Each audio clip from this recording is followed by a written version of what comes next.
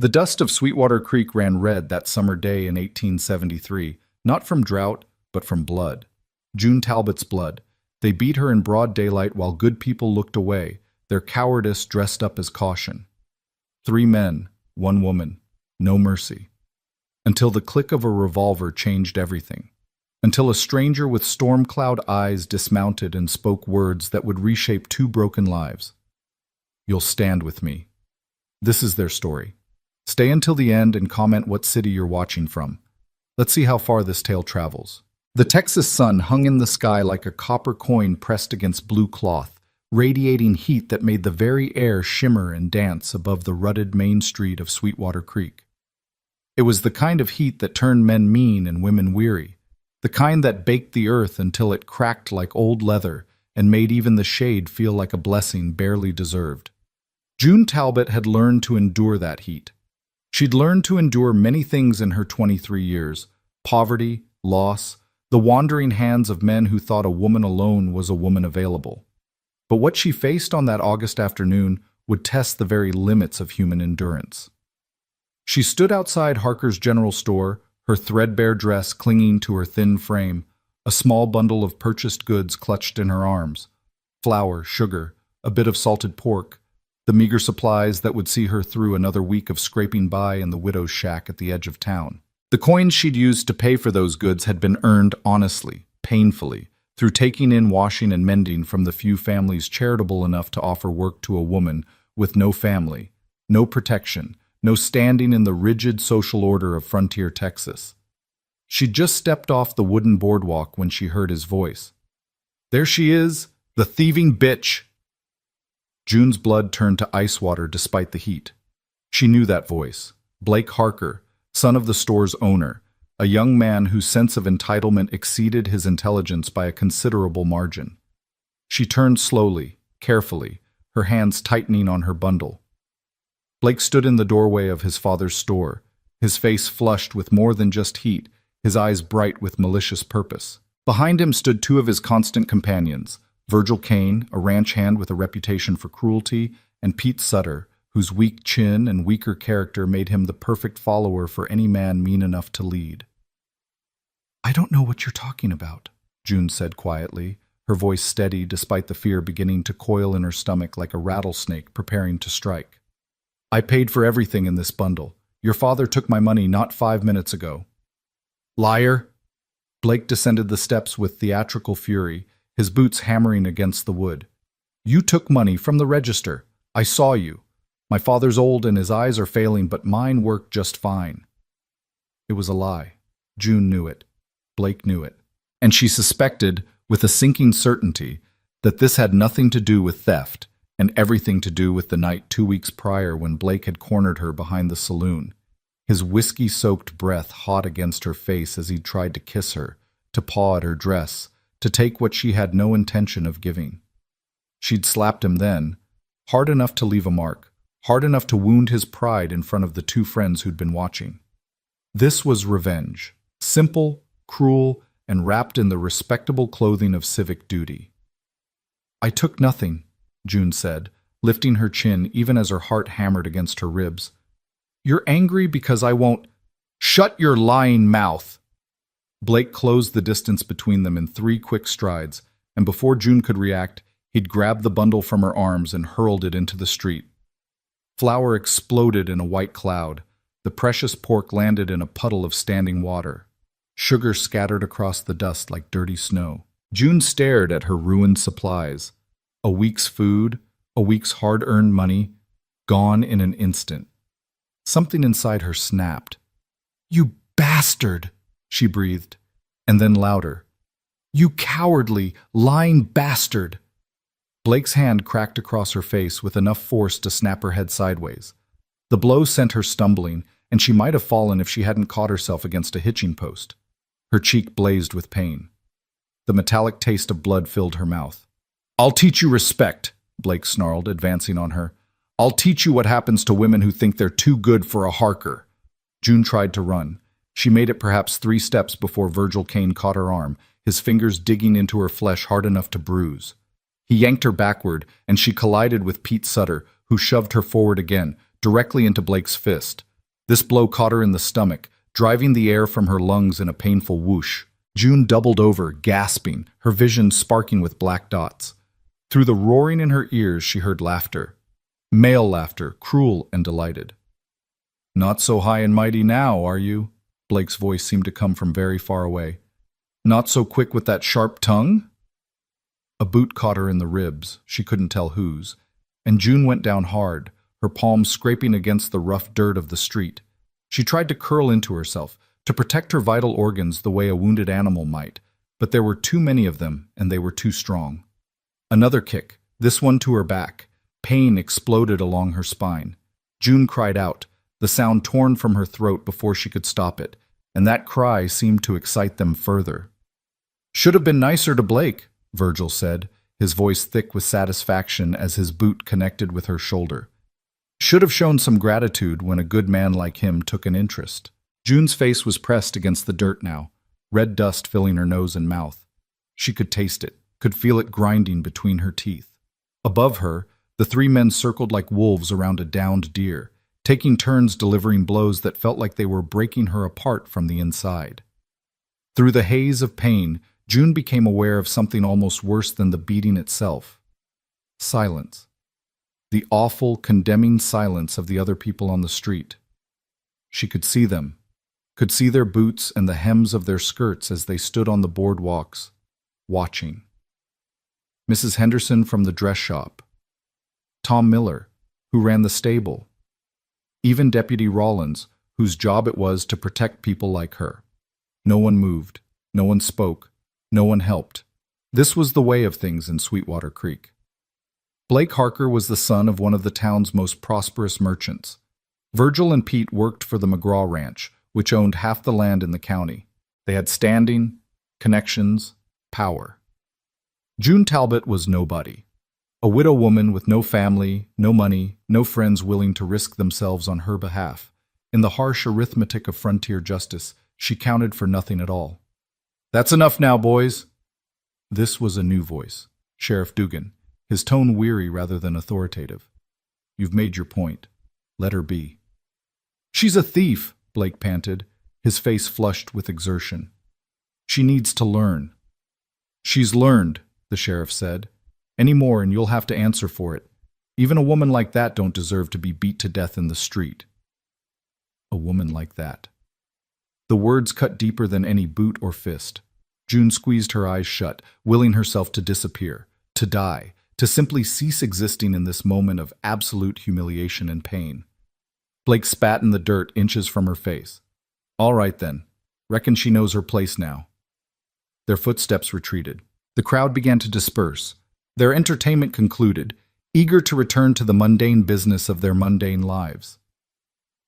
Within moments, the street was nearly empty again, as if nothing had happened at all. June lay in the dirt, each breath a knife in her ribs, and tried to move. Her right arm responded sluggishly. Her left didn't respond at all. Something was broken inside her. She could feel it, could feel the wrongness in her body like a discordant note in a familiar song. She managed to roll onto her side, a movement that sent fresh waves of agony cascading through her torso. Her vision swam. Her dress was torn, she realized dimly. Torn and soaked with blood. Her blood, and dust and God knew what else. She must look like something dragged behind a horse. "Get up," she told herself fiercely. "Get up before they come back. Get up and run and hide and maybe you'll survive this." But her body wouldn't obey. She was broken. They'd broken her. And as she lay there in the red Texas dust under the merciless August sun, June Talbot felt something inside her begin to crack, something deeper than bone, more essential than flesh. It was hope, she realized. Hope was finally, irrevocably breaking. She'd held on to it for so long. Through her husband's death from typhoid 3 years prior, through the loss of their small farm when she couldn't work it alone, through every slight and insult and wandering hand in this miserable town. She told herself that if she just worked hard enough, kept her head down, minded her manners, things would get better. But things didn't get better. Not for women like her. Not in places like this. Just close your eyes, she thought. Close your eyes and let go. It'll be easier that way. The sun was making her dizzy, or maybe that was blood loss, or maybe both. June's eyes began to drift shut, her consciousness starting to slip away from the pain, from the humiliation, from the awful knowing that nobody cared whether she lived or died. Then she heard it. A sound so ordinary, so out of place, that at first she thought she might be hallucinating. The steady, rhythmic clip-clop of a horse's hooves on hard-packed earth. The sound grew closer, stopped. She heard leather creaking, a saddle settling as its rider dismounted, boots on the ground moving toward her with purposeful strides. "Jesus Christ," a man's voice breathed, and it was a voice June had never heard before, deep and rough and carrying an accent that suggested origins somewhere north and east of Texas. She forced her eyes open, squinting against the brutal sunlight. A shape moved into her limited field of vision, blocking out the sun, and for a moment all June could see was a silhouette. Broad shoulders, a wide-brimmed hat, the unmistakable outline of a gun belt slung low on narrow hips. Then he crouched down, bringing his face level with hers, and June found herself looking into the most extraordinary eyes she'd ever seen. They were gray, not the soft gray of morning mist, but the dark, turbulent gray of storm clouds rolling in before a twister. Eyes that had seen violence and delivered it, eyes that missed nothing, eyes that looked at her not with pity or disgust, but with something she couldn't quite name. Recognition, maybe. The recognition of one broken thing seeing another. "Easy now," the man said softly. "Don't try to move. Let me look at you first." His hands, large, calloused, surprisingly gentle, moved over her with practiced efficiency, checking for breaks, assessing damage. June wanted to tell him to stop, that she was fine, that he should just leave her alone before Blake and his friends decided to come back and start on him too, but she couldn't seem to make her voice work, so she just lay there, barely breathing, while this stranger's careful hands catalogued her injuries. Ribs broken, arm might be dislocated, lot of bruising, cuts. He sat back on his heels, his jaw tight with what looked like barely controlled anger. "Who did this to you?" June managed to work her mouth enough to croak out a single word. "Don't. Don't what? Don't ask. Don't get involved. They'll what?" The man's voice had gone very quiet, and June had heard enough violence in her life to recognize the particular quality of that quiet. It was the stillness before a gun fired. "Tell me their names." "Please," June whispered. "Just leave me. Not your problem." Something shifted in those storm cloud eyes, something that might have been pain or might have been fury or might have been both. The man stood up, his movements fluid despite his size, and June heard the distinctive sound of a revolver being drawn from its holster. "Oh God," she thought, "he's going to start shooting. There's going to be more blood, more death." But the gun didn't fire. Instead, the man walked a few paces away from her, his boots crunching in the dirt, and when he spoke again, his voice carried across the nearly empty street with the clarity of a church bell. "The men who did this. I know you're watching. I know you're close by, feeling real proud of yourselves for beating on a woman half your size." A pause, loaded with menace. "I'm giving you one chance to make this right. One chance to come out here and face someone who can fight back." Silence. June tried to turn her head to see what was happening, but the movement sent such a wave of nausea through her that she had to stop, breathing hard through her nose. "No? Nobody wants to step up?" The man's voice dripped with contempt. "Didn't think so. Cowards rarely do." He holstered his gun and returned to June's side, and this time when he crouched down, there was a softness in his expression that contrasted sharply with the hardness in his voice moments before. "I'm going to pick you up now," he said. "It's going to hurt. I'm sorry for that. But I can't leave you lying in the street like this." "Don't," June tried to protest, but her voice failed again. "Yeah, I know. Not my problem. Don't get involved." The man slipped one arm under her knees, another behind her shoulders, cradling her broken body against his chest as he stood. "Well, I never was good at minding my own business." The pain of being moved was extraordinary. June couldn't help the cry that escaped her lips, couldn't stop the tears that spilled from her eyes. But through it all, she was aware of the steadiness of the man's hold, the way he adjusted his grip to cause her the least possible discomfort, the gentleness with which he navigated the step up onto the boardwalk. "Doc Brennan," he called out, "I need you, now!" A door opened somewhere to June's right. "Good Lord, what happened?" "What does it look like happened?" The man's voice was tight with controlled rage. 3 men decided to teach a lesson to a woman who couldn't defend herself. "Where do you want her?" "Back room, this way." June felt herself being carried through a doorway into blessedly cool dimness. The smell of carbolic and laudanum filled her nose, the distinctive scent of a doctor's surgery. She was lowered onto something soft, a table, maybe, or a cot. "I'll need to examine her properly," Doc Brennan was saying. "You'll have to wait outside." "Like hell I will." "This is a medical examination, not a public spectacle. Out." A long pause. Then, incredibly, June felt a hand close gently around hers. The stranger's hand, rough and warm and somehow comforting. "I'll be right outside that door," he said. And though he was speaking to the doctor, June knew the words were meant for her. "Nobody's going to hurt you again. I give you my word on that." June wanted to tell him that words didn't mean much in Sweetwater Creek, that promises were as worthless as Confederate scrip, that he should just leave while he still could. But she was so tired and the pain was so immense, and there was something in his voice, some fundamental quality of steadiness, that made her want to believe him.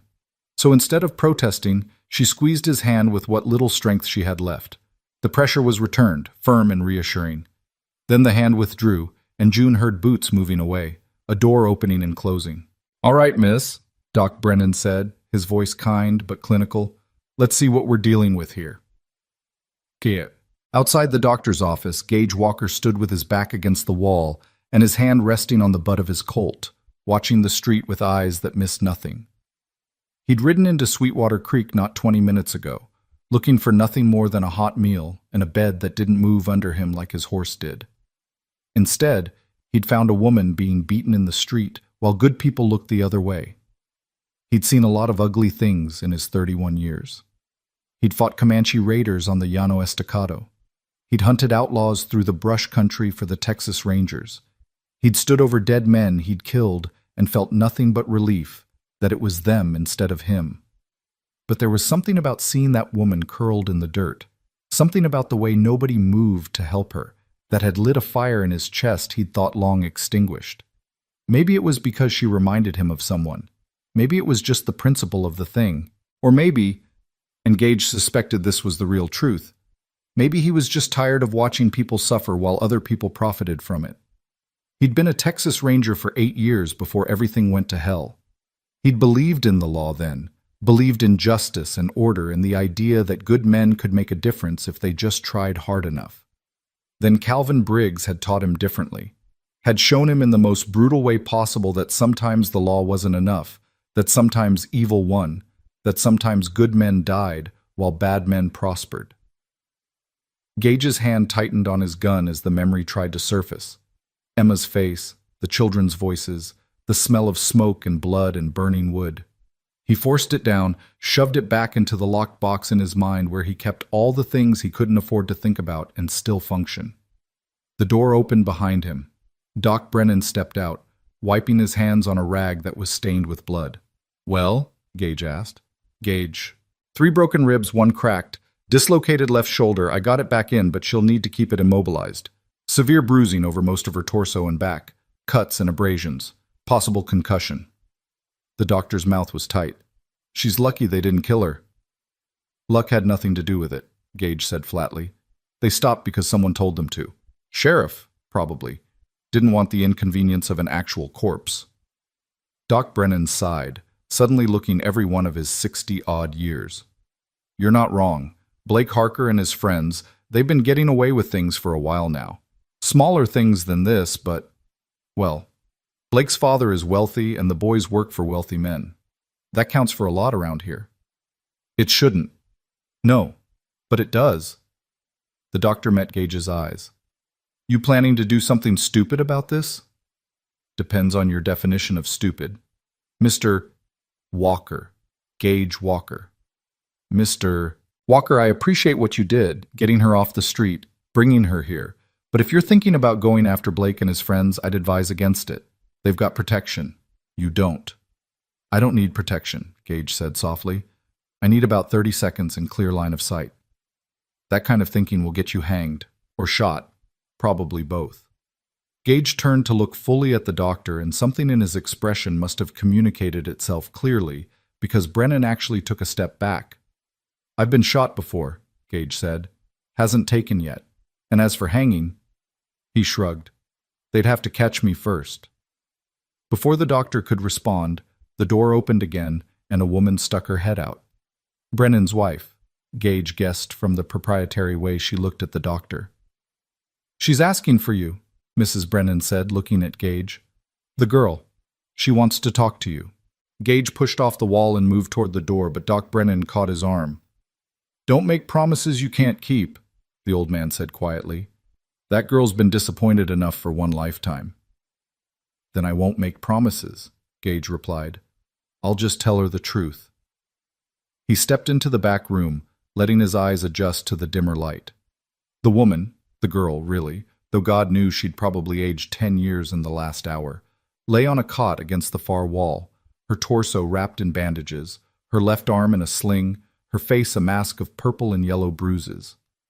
Someone had cleaned the blood and dirt away, but there was no hiding the damage. Yet when she looked at him, her eyes were clear. Hurt and wary, yes, but clear, unbroken in the ways that mattered most. You're still here, she said, her voice rough but steady. Told you I would be. Most men lie. I'm not most men. June studied him for a long moment, and Gage had the uncomfortable sensation of being weighed and measured, of this battered woman somehow seen through all the walls he'd built around himself. Why did you help me? She finally asked. It was a fair question. Gage considered several answers, because it was the right thing to do, because nobody else would, because he couldn't just ride past, and discarded them all as insufficient. Once, he said slowly, I rode past someone who needed help. I was in a hurry, had somewhere to be, someone to chase. Figured somebody else would stop, somebody else would help. He paused, the memory tasting like ash. Nobody did, and by the time I came back through that way, it was too late. What happened to them? They died. Because I didn't stop. Gage met her eyes squarely. I don't ride past anymore. June absorbed this, her fingers plucking at the blanket covering her legs. The men who did this, Blake Harker, Virgil Kane, Pete Sutter, they'll do it again if they see me. Or worse, and the law won't stop them. Sheriff Dugan's been in the Harkers' pocket for years. Then the laws failed, Gage said simply. Wouldn't be the first time. So what do? Hide? Run? Both of those just put off the inevitable. Or you could come with me. The words surprised him almost as much as they clearly surprised her. Gage hadn't planned to say them, hadn't even consciously thought them, but as soon as they left his mouth, he knew they were right. Come with you where? June asked warily. I've got a ranch about 15 miles north of here. Small place, not much to look at, but it's mine, clear and free. House needs work. Could use someone to help with that. He shrugged. Could use the company if I'm being honest. Gets quiet out there alone. You don't know anything about me. Know you're brave. Know you're tough. Know you could have just laid down and died out there, but you kept fighting. Gage tilted his head. Know you didn't deserve what happened to you. That's enough for me. I don't need charity, June said, and there was steel in her voice despite its roughness. Good, because I'm not offering charity. I'm offering work. You'd earn your keep, cooking, cleaning, helping with the house, and maybe the stock if you're interested in learning. I'd pay you fair wages, give you your own room, expect you to pull your weight. Only difference between you and any other ranch hand is you'd be sleeping inside instead of in the bunkhouse. And that's all you'd expect? Work? Gage understood the real question, understood the fear behind it. He'd seen what men could do to women they had power over. Hell, he'd arrested more than a few of them back in his ranger days. That's all, he said firmly. I'm not... He stopped, searching for words. I'm not that kind of man. Won't claim to be a saint, but I don't force myself on women. Don't hurt people who can't fight back. Don't much like people who do. He held her gaze. You'd be safe. I swear it on whatever you want me to swear on. June was quiet for so long that Gage thought she might refuse. Then slowly she nodded. All right, she said softly. All right, Mr. Walker. I'll come with you. Gage, he corrected. Just Gage. June. June Talbot. Pleased to meet you properly, June. Gage touched the brim of his hat. Though I wish it was under better circumstances. Me too, June said, and something that might have been a smile ghosted across her battered face. Me too. 3 days later, just before dawn, Gage helped June into the wagon he'd procured from the town's livery. Doc Brennan had wanted her to rest longer, but June had been adamant. She wanted out of Sweetwater Creek as soon as physically possible, and Gage couldn't blame her. The town was stirring as they drove through, early risers beginning their morning routines, smoke starting to curl from chimneys. A few people stared as the wagon passed, but nobody spoke, nobody waved. These were the same people who'd watched June get beaten and done nothing. Gage would remember every face. They were almost clear of the town limits when 3 men stepped into the road ahead, forcing Gage to pull back on the reins. Blake Harker, Virgil Kane, Pete Sutter. Gage felt June go rigid beside him, felt her fear like a palpable thing. His right hand dropped casually to rest on his thigh, inches from his holstered Colt. Morning, boys, he said pleasantly. Something I can help you with? That's our property you got there, Blake said, gesturing toward June. She owes Mr. Harker money, stole from his store. Can't just let her ride off before she pays what's owed. Funny, Gage replied, his voice still light. Doc Brennan told me she paid for everything she took. Said your father confirmed it. So either the doc's lying, or you are. He paused. I'm inclined to believe the doc. You calling me a liar? Blake's hand moved toward his gun. No need to call you what you obviously are. Now step aside. Or what? Virgil had moved to flank them, his own hand on his weapon. You're going to take on all 3 of us? Bad odds, stranger. Gage smiled, but there was nothing friendly in it. Tell you what, we'll make it sporting. I'll give you the first move. You want to draw on me? Go ahead. See how that works out for you. For a long moment, nobody moved. The morning air was so still that Gage could hear Pete Sutter breathing, could see the sweat beading on Blake Harker's forehead despite the cool temperature. They were calculating, weighing their odds. 3 against 1. Except Gage had positioned himself in a way that gave him clear sightlines to all 3 men, and his hand was already near his gun, while theirs would have to travel farther. And there was something in his eyes, that flat, dead calm that came from having killed men before and knowing he could do it again, that made even brave men reconsider. Blake Harker was not a brave man. This ain't over, he said, but he was already stepping back, already backing down. You can't protect her forever. Don't need forever, Gage replied. Just need today. Now move. They moved. Gage clicked to the horses and the wagon rolled forward, passing between the 3 men like Moses parting the Red Sea. June didn't relax until they were a good mile out of town, until Sweetwater Creek was nothing but a collection of buildings shrinking behind them. Thank you, she said quietly. Nothing to thank me for. You could have just given me up. Would have been easier. Gage glanced at her, at this woman who'd taken a beating that would have broken most men and was still sitting upright, still looking forward instead of back. Where I come from, he said, we don't give up our people. And as of 3 days ago, Miss Talbot, you're my people. Better get used to it. June didn't respond, but Gage saw her shoulders relax slightly, saw something in her eyes that might have been the first fragile stirring of hope.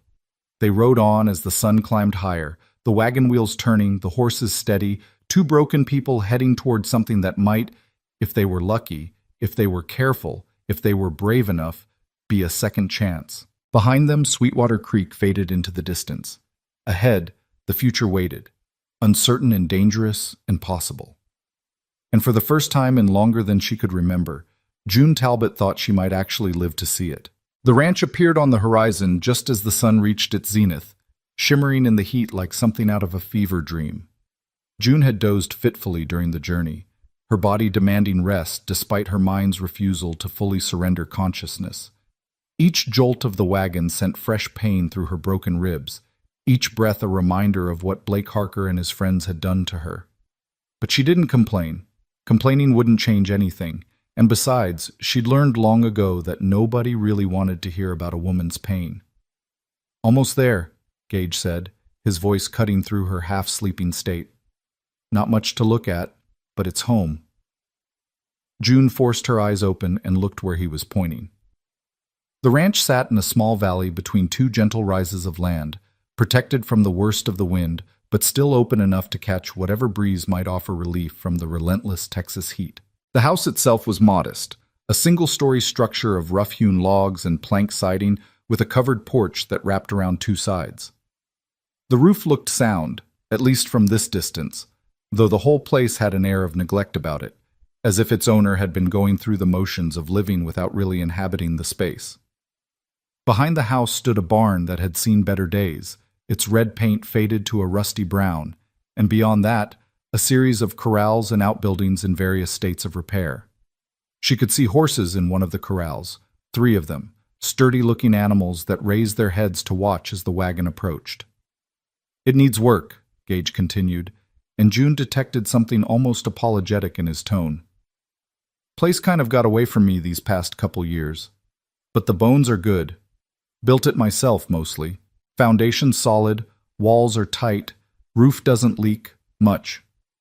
"It's fine," June said, and meant it. Compared to the widow's shack she'd been living in back in Sweetwater Creek, a place barely larger than a chicken coop, with gaps in the walls wide enough to see daylight through. This looked like a palace. "It's more than fine." Gage guided the wagon up to the house and set the brake. Before June could attempt to climb down herself, he was around to her side, reaching up to help her. His hands were careful, mindful of her injuries, and June found herself once again struck by the contradiction this man presented, so clearly capable of violence, yet so unexpectedly gentle. "Easy now," he murmured, as her feet touched the ground. "Don't need you pulling anything loose that Doc Brennan put back together." June stood for a moment, letting her body adjust to being upright again, and looked around with clearer eyes. Up close, the ranch showed more signs of neglect than she'd noticed from a distance. The porch boards needed replacing in spots. Weeds had overtaken what might once have been a kitchen garden. One of the shutters hung crooked on its hinges, but underneath the neglect, she could see evidence of care.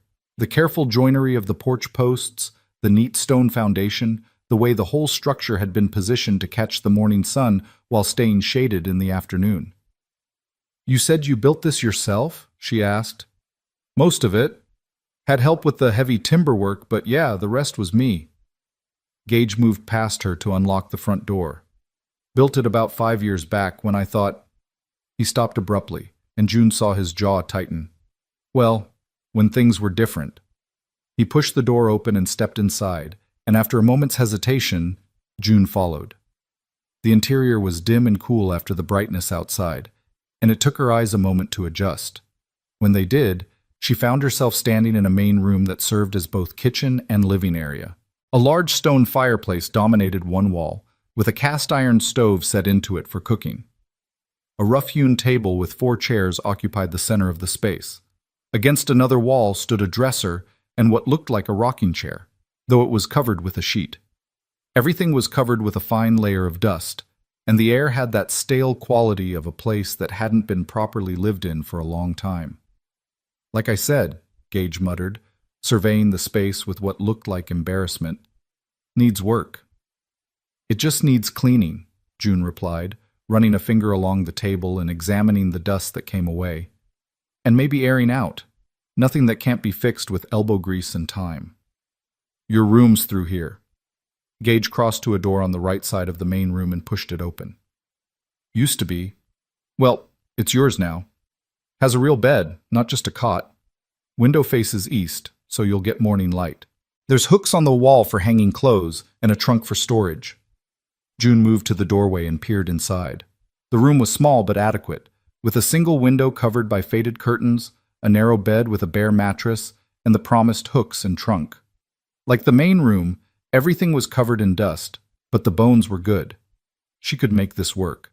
"It's perfect," she said, and saw something like relief flicker across Gage's face. All right then, I'll bring in your things. Well, you don't really have things, do you? Doc Brennan's wife packed you a bag with some clothes she thought might fit. I'll grab that. He paused in the doorway, seeming suddenly uncertain. You should rest. I know you're probably sick of hearing that, but you took a hell of a beating, and the wagon ride out here didn't help. I've got work to do outside anyway. Horses need tending, fence line needs checking. You just make yourself comfortable, such as it is. Gage, June said, and he turned back. Thank you for all of this. I know I've said it before, but I need you to know I mean it. You didn't have to do any of this. He looked at her for a long moment, and June saw something complicated and painful move behind his eyes. Yeah, he said finally. I did. Get some rest, June. Then he was gone, his boots echoing on the wooden floor, the front door closing behind him with a solid thunk. June stood alone in the main room of Gage Walker's house, listening to the silence. It was different from the silence of Sweetwater Creek. That had been the silence of people deliberately looking away, of cowardice dressed up as neutrality. This was just the natural quiet of a place far from other people, broken only by the distant sound of horses and the creak of wood settling in the heat. She should rest, she knew that. Her body was screaming for it, every breath a reminder of her broken ribs, every movement sending fresh aches through her bruised muscles. But June had never been good at resting, had never been able to simply sit still when there was work to be done. And looking around this dusty, neglected house, she could see plenty of work that needed doing. Besides, if she laid down now, she'd think. And thinking would lead her back to Sweetwater Creek, back to Blake Harker's fists and boots, back to the faces of all those people who'd watched and done nothing. She couldn't afford to go back there, not even in her mind. Not yet. Maybe not ever. So instead, June set about making this house into something that felt less like a tomb and more like a home. She started with the basics, opening windows to let in fresh air, sweeping dust from surfaces, shaking out the sheet that covered the rocking chair. The work was harder than it should have been, her injuries making every movement an exercise in careful calculation. Reaching above her head pulled at her broken ribs, bending down made her dizzy. But she persisted, moving slowly and methodically, taking breaks when the pain got too intense, then starting again when it became bearable. As she worked, June began to notice things about the house. Small things that told stories about the man who lived here. The way the kitchen was laid out with surprising efficiency, everything within easy reach, suggesting someone who actually cooked rather than just heating beans from a can. The books on a shelf near the fireplace, not many, but well-worn, suggesting they'd been read multiple times. Poetry, she saw with some surprise. Walt Whitman, Emily Dickinson. Not what she would have expected from a man who wore his gun with such casual competence. And then there were the things that suggested pain. The sheet-covered rocking chair that looked like it hadn't been uncovered in years. The door to what must be Gage's bedroom, firmly shut, with a heaviness about it that suggested he didn't go in there any more than absolutely necessary. The photograph on the mantel, the only photograph in the whole house, that she couldn't quite see from where she stood but could tell showed people, a family maybe, that Gage clearly couldn't bear to look at, but equally couldn't bear to pack away. This house was haunted, June realized, not by ghosts in the supernatural sense, but by memories, by loss, by whatever had happened to turn a clearly capable, intelligent man into someone who'd let his home fall into neglect and ate his meals standing at the counter rather than sitting at the table he'd built with his own hands. June knew about that kind of haunting. She'd lived with it herself since Thomas died. The way certain things, the smell of tobacco smoke, the sound of a particular hymn, the sight of a man's shirt collar at a certain angle, could transport her back to when her husband was alive, when her future had looked different, when she'd believed the world was fundamentally fair. But unlike Gage, June hadn't had the luxury of wallowing in her grief. She'd had to survive, had to keep moving, had to push through the pain because stopping meant death, metaphorical if not literal. Maybe that's what Gage needed too, a reason to keep moving, to stop just going through the motions and start actually living again. She was contemplating this, standing in front of that sheet-covered rocking chair, when the front door opened and Gage came in carrying a bucket of water. "Jesus Christ, woman," he said, stopping short when he saw her. I told you to rest, not clean the whole damn house. I rested, June lied, and I needed something to do. Couldn't just lie in bed staring at the ceiling. Gage set the bucket down with a thump. You're white as a ghost and swaying on your feet. Sit down before you fall down. I'm fine. You're not fine. You're beat to hell and barely holding yourself together through sheer stubbornness. He crossed to her in 3 long strides and took her arm, gently, always gently, steering her toward one of the chairs at the table. Sit. That's not a request. June sat, mostly because her legs had started trembling and she wasn't sure how much longer she could stay upright. The room tilted slightly, and she gripped the edge of the table until it steadied. You're going to hurt yourself, Gage said, and now he sounded more worried than angry. Doc Brennan said you need at least a week of rest for those ribs to start healing properly. Throwing yourself into housework on your first day here isn't going to help anything. I needed to be useful, June said quietly. I needed to feel like I wasn't just taking from you, like I was earning my place here. Gage pulled out the chair across from her and sat down heavily, running a hand through his dark hair in what looked like a habitual gesture of frustration. June, listen to me. You don't have to earn anything. Not yet. Not until you're healed up enough to actually work without doing yourself more damage. Right now, your job is to get better. That's it. I don't know how to just be, June admitted. I've been working since I was 6 years old, taking care of my mama when she was sick, helping my daddy with the farm, then taking care of my husband, then taking in washing and mending after he died. I don't know how to sit still and let someone else take care of things. Then you're going to learn, Gage said firmly. Starting now. You're going to eat something. I'll cook, such as it is, and then you're going to go to bed and sleep until your body tells you to wake up. No arguments. June wanted to argue anyway, wanted to insist that she was fine, that she didn't need coddling, that she could handle more than he gave her credit for. But looking at his face, at the set of his jaw and the determined look in those storm cloud eyes, she realized that arguing would be pointless. Gage Walker had made up his mind, and June suspected that once he did that, moving him was about as easy as moving a mountain. All right, she said finally, but tomorrow? Tomorrow we'll see how you feel. One day at a time, June. That's how this works. He stood and moved to the kitchen area, pulling ingredients from the shelves in the cold box. Salt pork, beans, some withered potatoes, a few sad-looking onions. Nothing fancy, but June's stomach growled at the thought of actual food. She couldn't remember the last time she'd eaten a proper meal. Before the beating, certainly. Before Blake Harker's fist had driven into her stomach and made her throw up what little she'd had in there. She watched Gage work, noting the economical efficiency of his movements, the way he wielded a knife with the same casual competence he showed with his gun. He didn't talk while he cooked, and June didn't try to force conversation. The silence between them was surprisingly comfortable, companionable in a way that felt rare and precious. The food, when he served it, was simple but good. Beans and salt pork fried up with the potatoes and onions, seasoned with salt and pepper and something else she couldn't quite identify. They ate at the table, and June tried not to think about how long it had probably been since Gage had actually sat down for a meal like a civilized person instead of eating standing up or not at all. You're a good cook, she said after a few bites. I'm a functional cook, Gage corrected. There's a difference. My wife... He stopped abruptly, his fork frozen halfway to his mouth, and June saw the color drain from his face. It was the first time he'd mentioned having a wife, and from his reaction, June understood that it hadn't been intentional. You don't have to talk about it, she said softly. Not if you don't want to. Gage set his fork down, his appetite apparently gone. Her name was Emma, he said, his voice rough. She was the one who was good at cooking.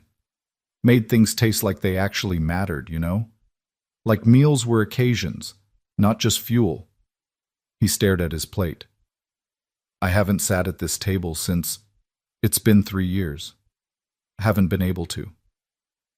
June's heart ached for him, for the pain so clearly visible in every line of his body. What happened? She asked, then immediately regretted it. I'm sorry, I shouldn't have asked. No, it's... Gage rubbed his face with both hands. You should know. If you're going to be living here, you should know why I am the way I am. He stood abruptly, pacing to the window and staring out at the lengthening shadows. When he spoke again, his voice was distant, as if he was recounting something that had happened to someone else. I was a Texas Ranger. 8 years on the force, chasing outlaws and Comanche raiders and every other kind of trouble you could imagine. Good at my job. Maybe too good. Made a name for myself tracking men nobody else could find.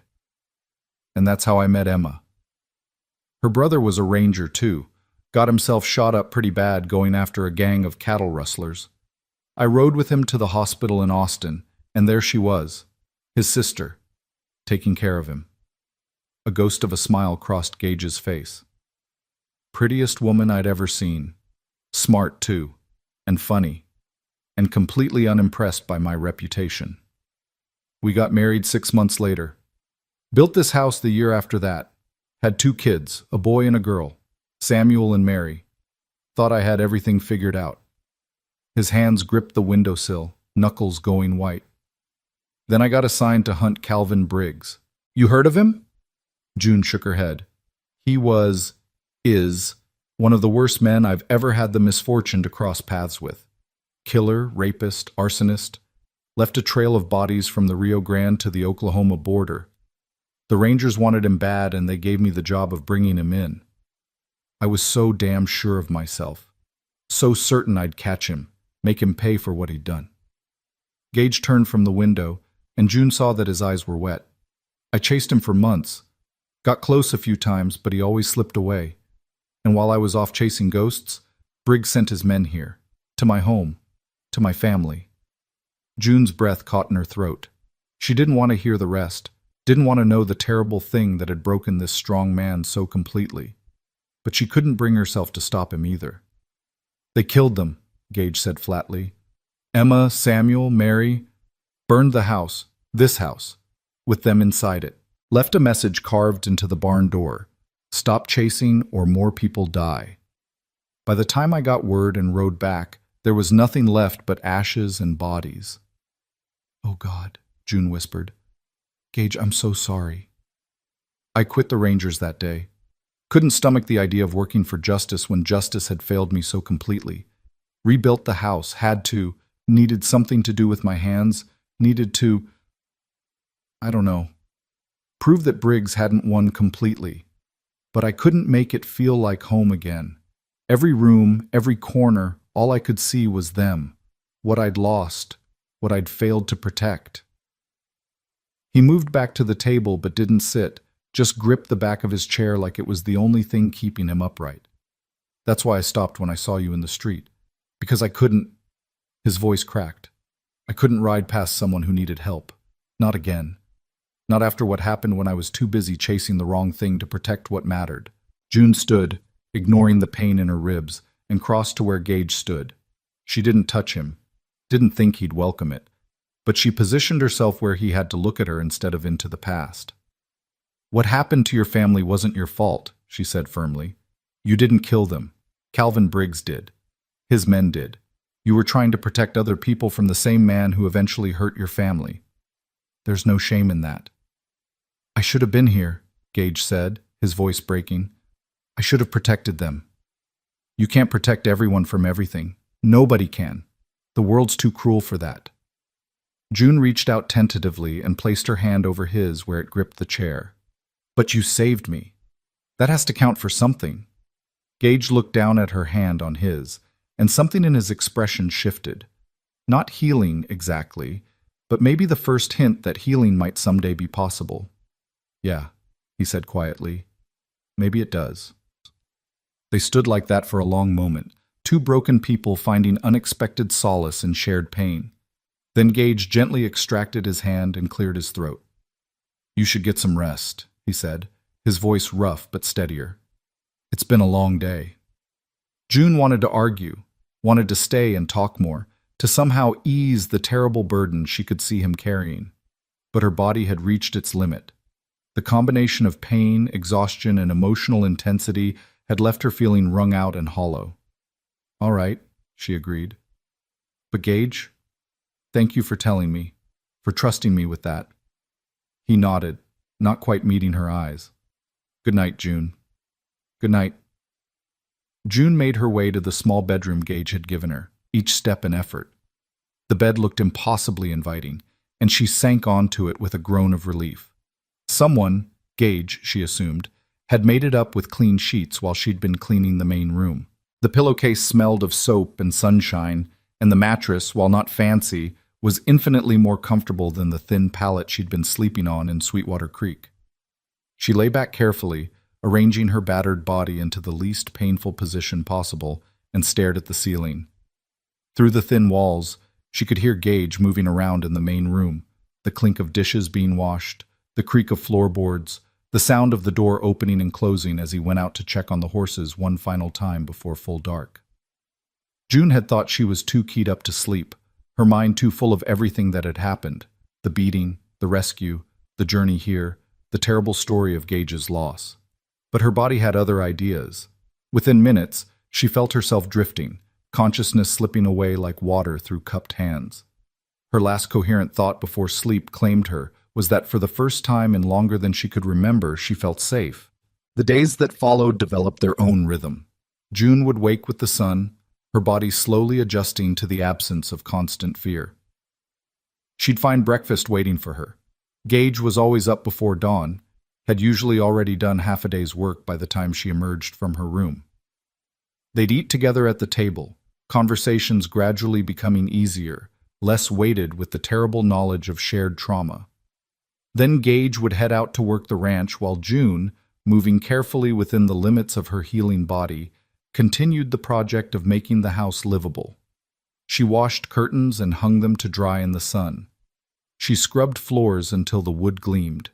She organized the kitchen, throwing out things that had gone bad and making lists of supplies they'd need on Gage's next trip to town. Not Sweetwater Creek, he assured her, but a larger settlement called Red Rock, about 30 miles west. I don't go to Sweetwater Creek if I can help it, he'd told her. Town's rotten. Figured that out long before what happened to you. As she worked, June began to reclaim pieces of herself that she'd thought lost. The act of creating order from chaos, of making something better through her own efforts, reminded her that she was more than just a victim, more than just the woman who'd been beaten in the street while good people watched. But it wasn't just the work that was healing her. It was Gage himself. He was, June discovered, surprisingly easy to live with. He didn't talk much, but when he did, his words carried weight. He was tidy, without being fastidious, pulling his own weight in the household chores even though he'd hired her specifically to handle them. He was respectful of her space and her privacy, never entering her room without knocking, never pressing her to talk about things she wasn't ready to discuss. And he was patient with her limitations. When June pushed herself too hard one day, trying to wash all the bedding in one marathon session, and ended up pale and trembling on the front porch steps, Gage had simply finished the job himself, then brought her a glass of cool water and sat with her in companionable silence until her breathing steadied. You don't have to prove anything, he'd said quietly. Not to me, not to yourself. Healing takes time. I'm not used to taking time, June had replied. I'm used to just pushing through. Yeah, I know that feeling. Gage had looked out at the horizon, his expression distant. But there's a difference between being tough and being stubborn, and pushing yourself too hard when you're healing is just stubborn. Your body's trying to fix itself. Let it do its job. June had wanted to argue, but looking at him, at this man who was clearly speaking from hard-won experience, she'd found she couldn't. So she'd just nodded and sipped her water and tried to accept that maybe, just maybe, it was okay to not be okay for a while. A week passed, then two. June's bruises faded from purple to yellow to green, then gradually disappeared. Her ribs stopped screaming with every breath and settled into a dull ache that was bearable, then barely noticeable. Her shoulder regained its range of motion. The cuts healed, leaving thin pink lines that would eventually fade to silver. And as her body healed, June found herself settling into life at the ranch in ways she hadn't anticipated. She started cooking their meals, discovering that Gage had been understating his abilities. He was indeed functional, but June had a gift for making even simple ingredients sing. The first time she made biscuits from scratch, light and fluffy, and served with butter and honey, Gage had stared at them like she'd performed a miracle. "Emma used to make biscuits like these," he'd said quietly, and June had held her breath, waiting to see if the comparison would hurt him. But instead, he'd smiled. A real smile, small but genuine. "Thank you." She also discovered that she had a way with the horses. Gage kept 3 of them, his own mount, a rangy buckskin gelding named Dust, a sturdy bay mare called Rosie who did most of the heavy work around the ranch, and a younger paint horse named Patches who was still being trained. June had always liked horses, had helped her father with them on the farm when she was young, and she found herself drawn to the barn in the afternoons when the worst of the heat had passed. "You've got good hands," Gage observed one evening, watching her brush down Rosie with long, steady strokes. "Horses can tell when someone's afraid of them or trying to dominate them. You're doing neither, just being with them." "My daddy used to say that horses are honest," June replied, running the brush along Rosie's neck. "They don't lie about how they're feeling or what they need. If you're willing to listen, they'll tell you everything." "Smart man, your father." "He was." June paused in her brushing, memory washing over her. "Died when I was 15. Drought took our crops, took our livestock. Took him too, eventually. His heart just gave out from the stress of it all.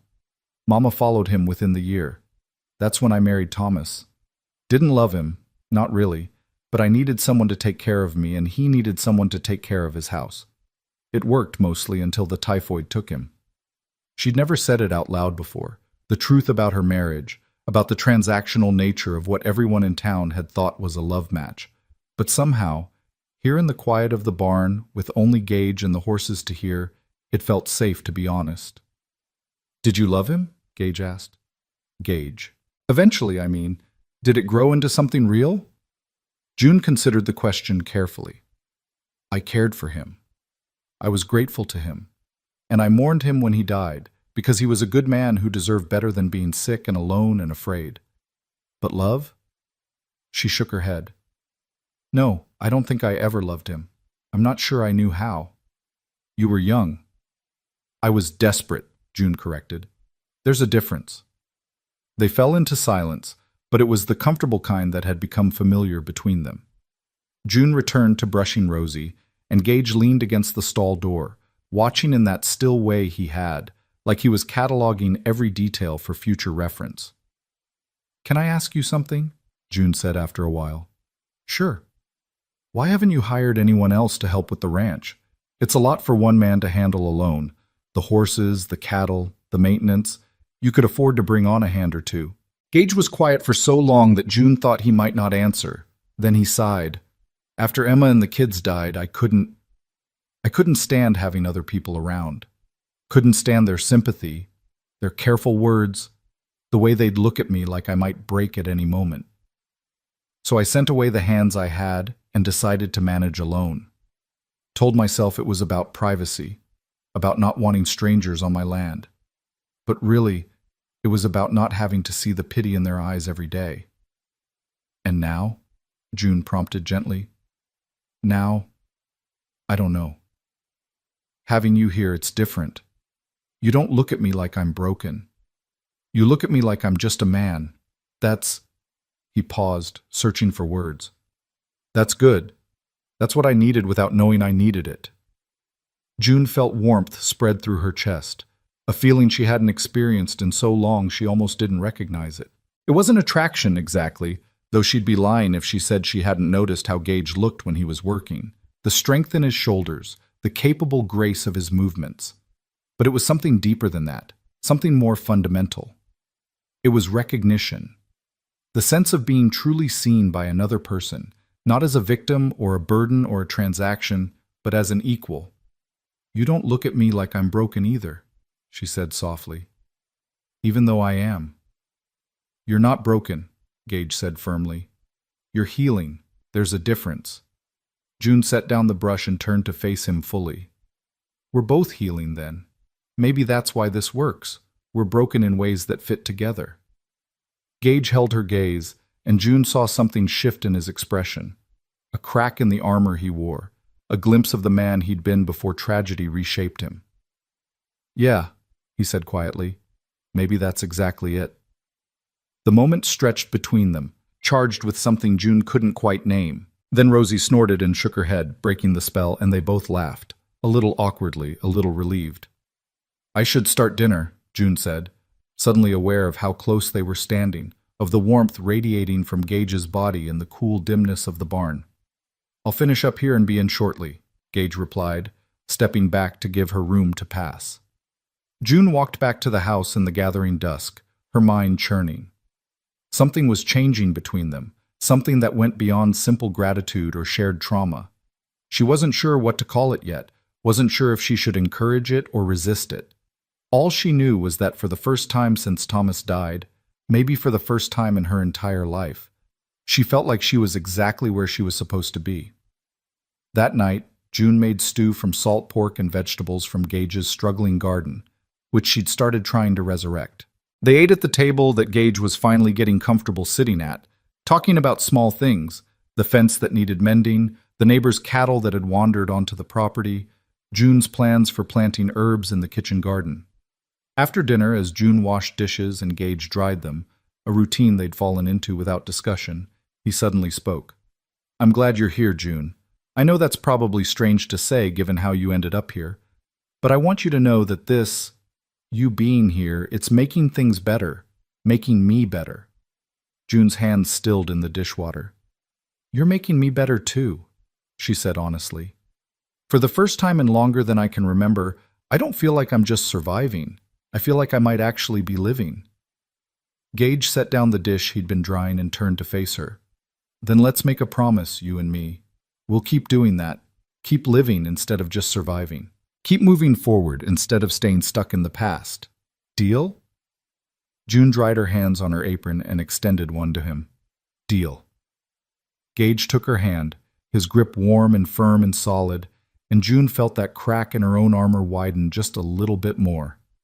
They shook on it, this promise between two wounded people, and June thought that maybe, just maybe, they might actually be able to keep it.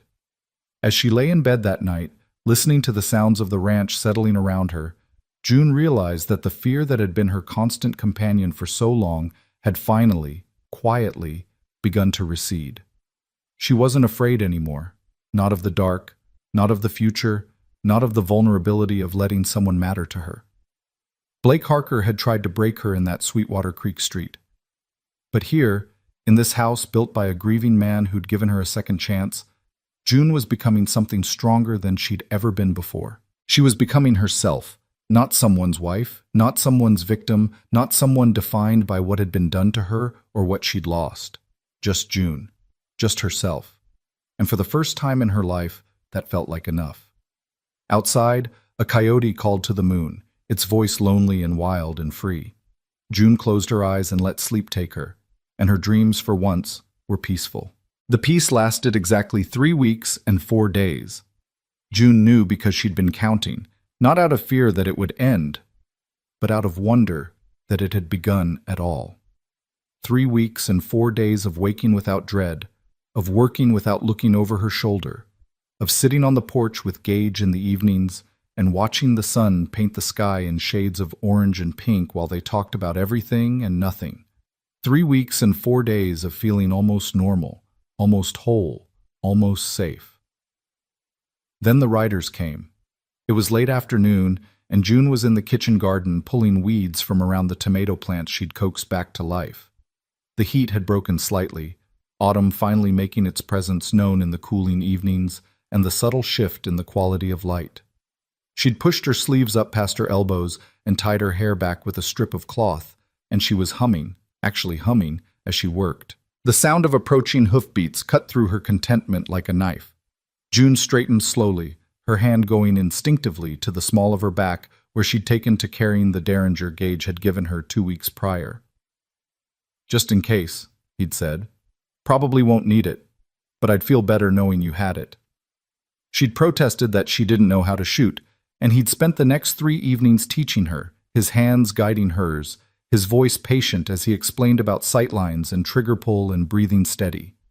Now, As she watched three riders crest the ridge to the east and start down toward the ranch, June was grateful for those lessons. Her fingers closed around the Derringer's handle, drawing comfort from its solid weight. The riders were still too far away to make out clearly, but something about the way they moved, the deliberate quality of their approach, the way they spread out as they got closer, made the hair on the back of June's neck stand up. These weren't neighbors stopping by for a friendly visit.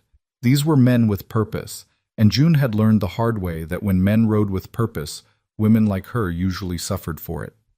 She backed toward the house, keeping her eyes on the approaching riders, and called out, "Gage!" He emerged from the barn almost immediately, his own hand already on his gun, his eyes scanning the horizon until they found what she'd seen. June watched his entire body go rigid, watched his face transform from relaxed to something hard and dangerous in the space of a heartbeat. "Get in the house," he said, his voice flat and cold in a way she'd never heard before. "Lock the doors. Don't come out unless I tell you to." "Who are they?" June asked, even as she continued backing toward the porch. "Trouble." Gage moved to intercept the riders, positioning himself between them and the house, between them and June. "Go. Now." June went, but she didn't lock herself inside like some helpless maiden in a storybook. Instead, she positioned herself just inside the doorway where she could see and hear everything while remaining mostly out of sight. The Derringer was in her hand now, and her thumb rested on the hammer, ready to cock it if needed. The three riders pulled up about 20 feet from where Gage stood, their horses stamping and blowing. June could see them clearly now, hard men, all of them, with the kind of faces that advertise violence as casually as a store might advertise dry goods. The one in the middle was older than the other two, maybe 50, with a scar running from his left eye down to his jaw. He wore his guns low on his hips, and there was something about the way he sat his horse that spoke of absolute confidence in his ability to use them.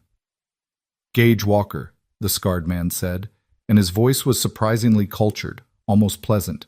"It's been a long time." "Not long enough, Dutch," Gage replied.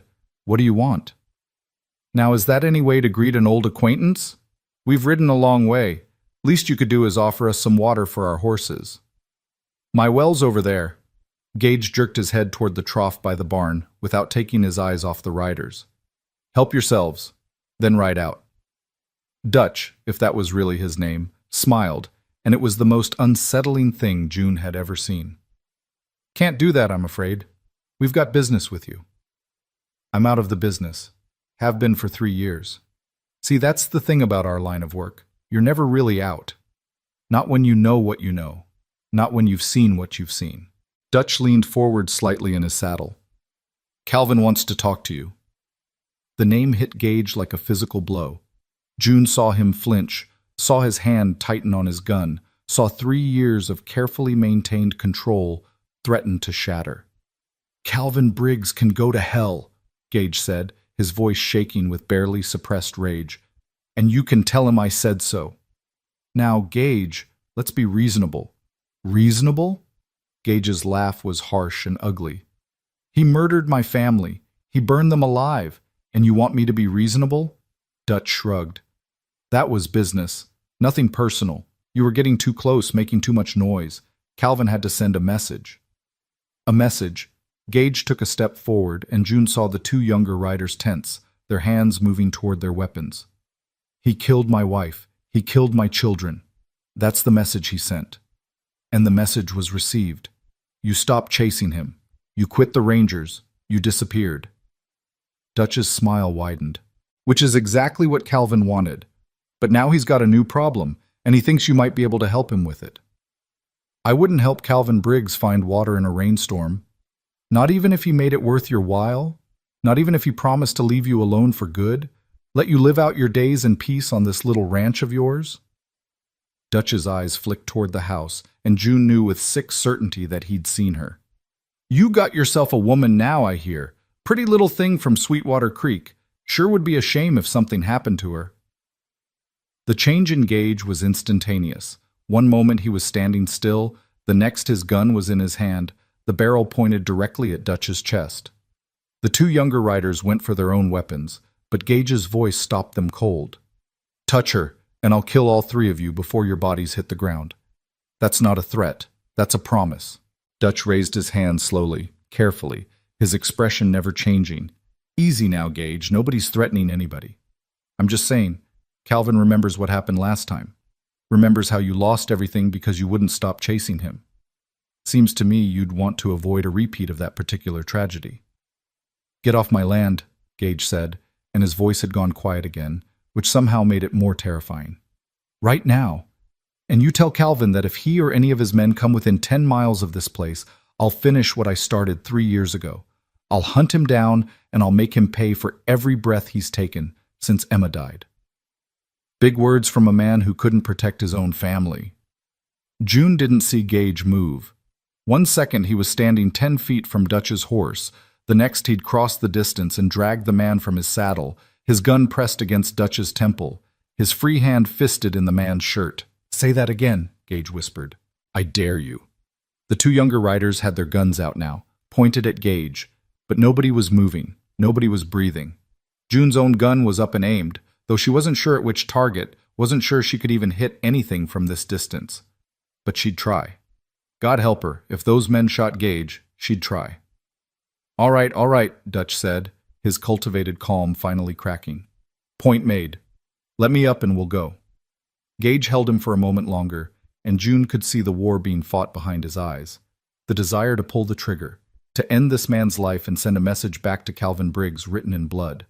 But finally, slowly, he released Dutch and stepped back, his gun still trained on the man's center mass. Dutch climbed to his feet, dusting off his clothes with shaking hands. You're making a mistake, Walker. Calvin's offering you a chance to square things, to put the past behind you both. You're too damn stubborn to take it. The past can't be put behind me, not as long as Calvin Briggs draws breath. Now get on your horse and ride before I change my mind about letting you leave. Dutch mounted up, his two companions still keeping their guns on Gage, and for a moment June thought it was going to go bad. Thought someone was going to shoot, and then everyone would shoot and Gage would die, and she'd be alone again. But Dutch just nodded once, almost respectfully, and turned his horse. You'll be seeing us again, Walker. Calvin doesn't take no for an answer. Then he can come himself, Gage replied. I'll be waiting. The three riders spurred their horses and headed back the way they'd come, dust rising in their wake. Gage stood watching until they crested the ridge and disappeared, and only then did he lower his gun. June saw his hand trembling, saw his shoulders sag as the adrenaline started to drain away.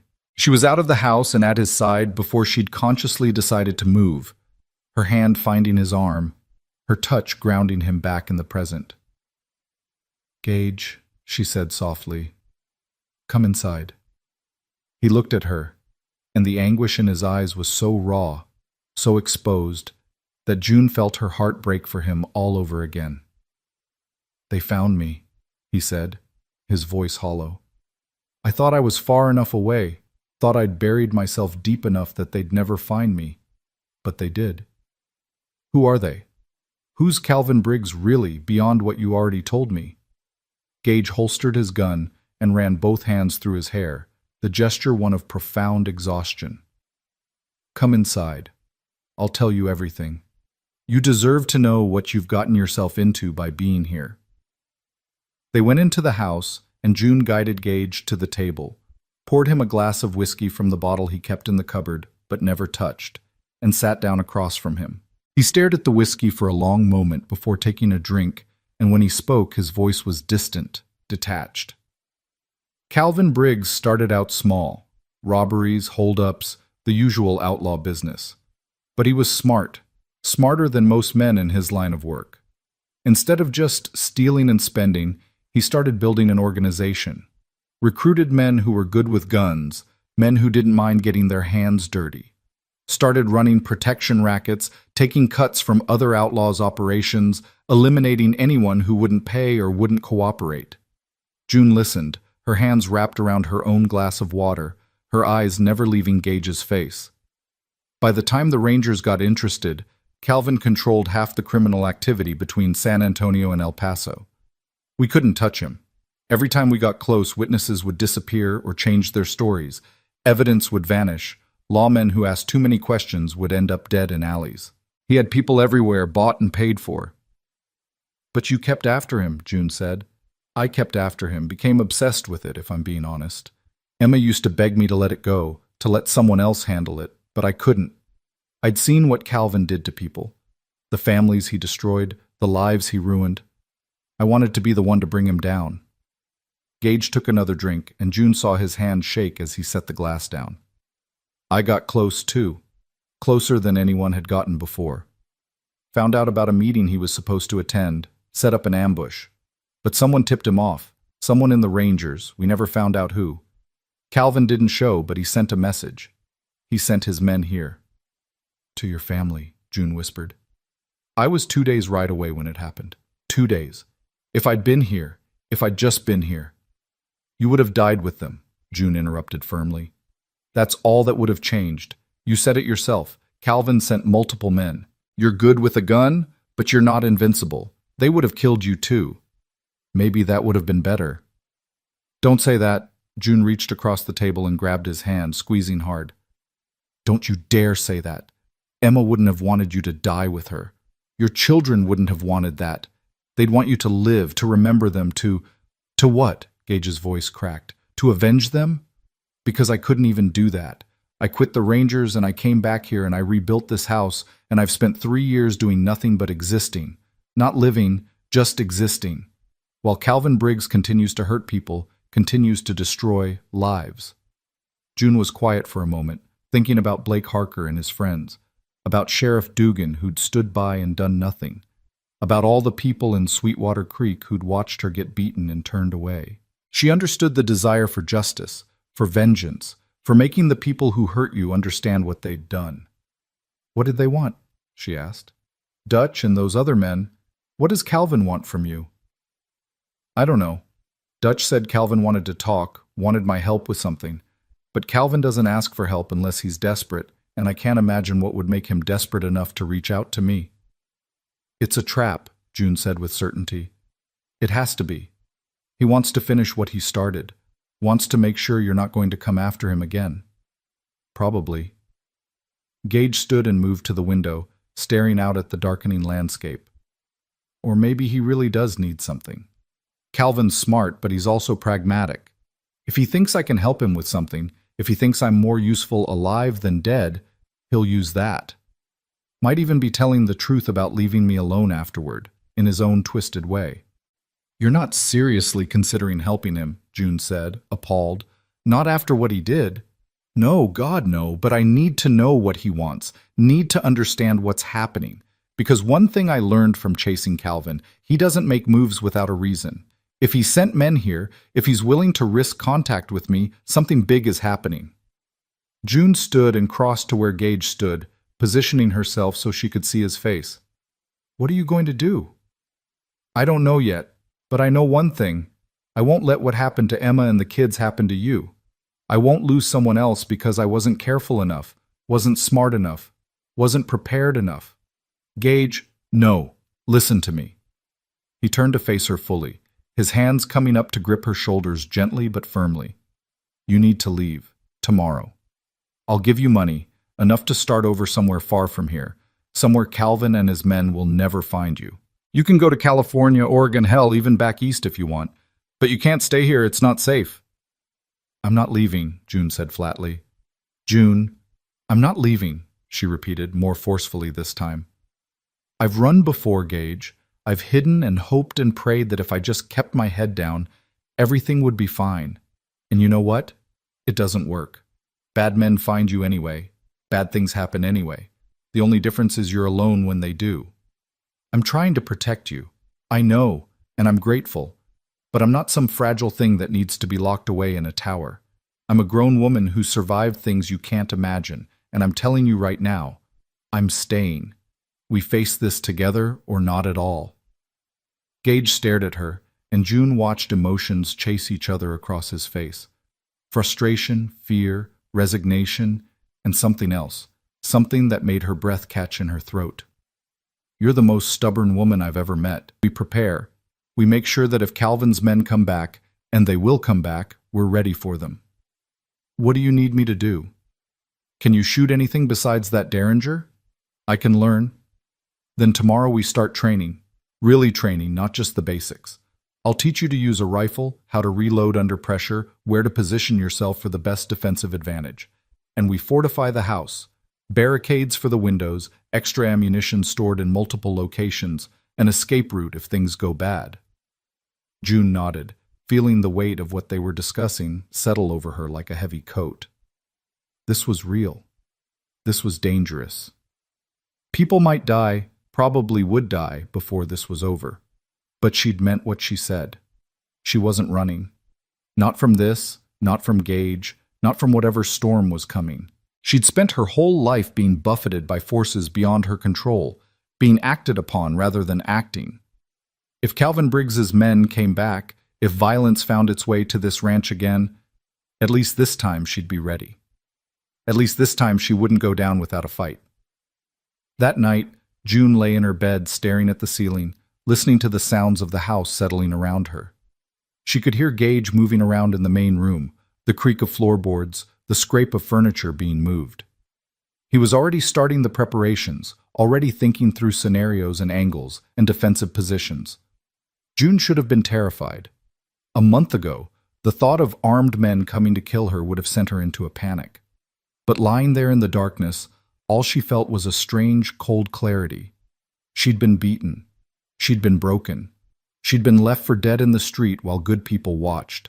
She'd survived all of that. She'd survived and she'd found her way here, to this house, to this man who'd pulled her from the dust and given her a reason to keep fighting. Whatever came next, whatever darkness Calvin Briggs brought with him, June would face it standing up. She'd face it with Gage beside her, with a gun in her hand and fire in her blood.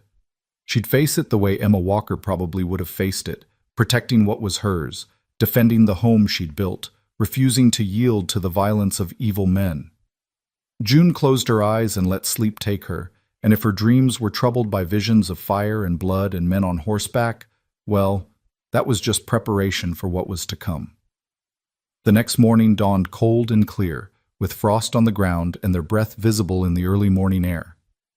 June found Gage already outside, setting up targets at various distances from the house. He'd pulled out a rifle she hadn't seen before, a Winchester repeater, well-maintained and clearly familiar to his hands. "You ready?"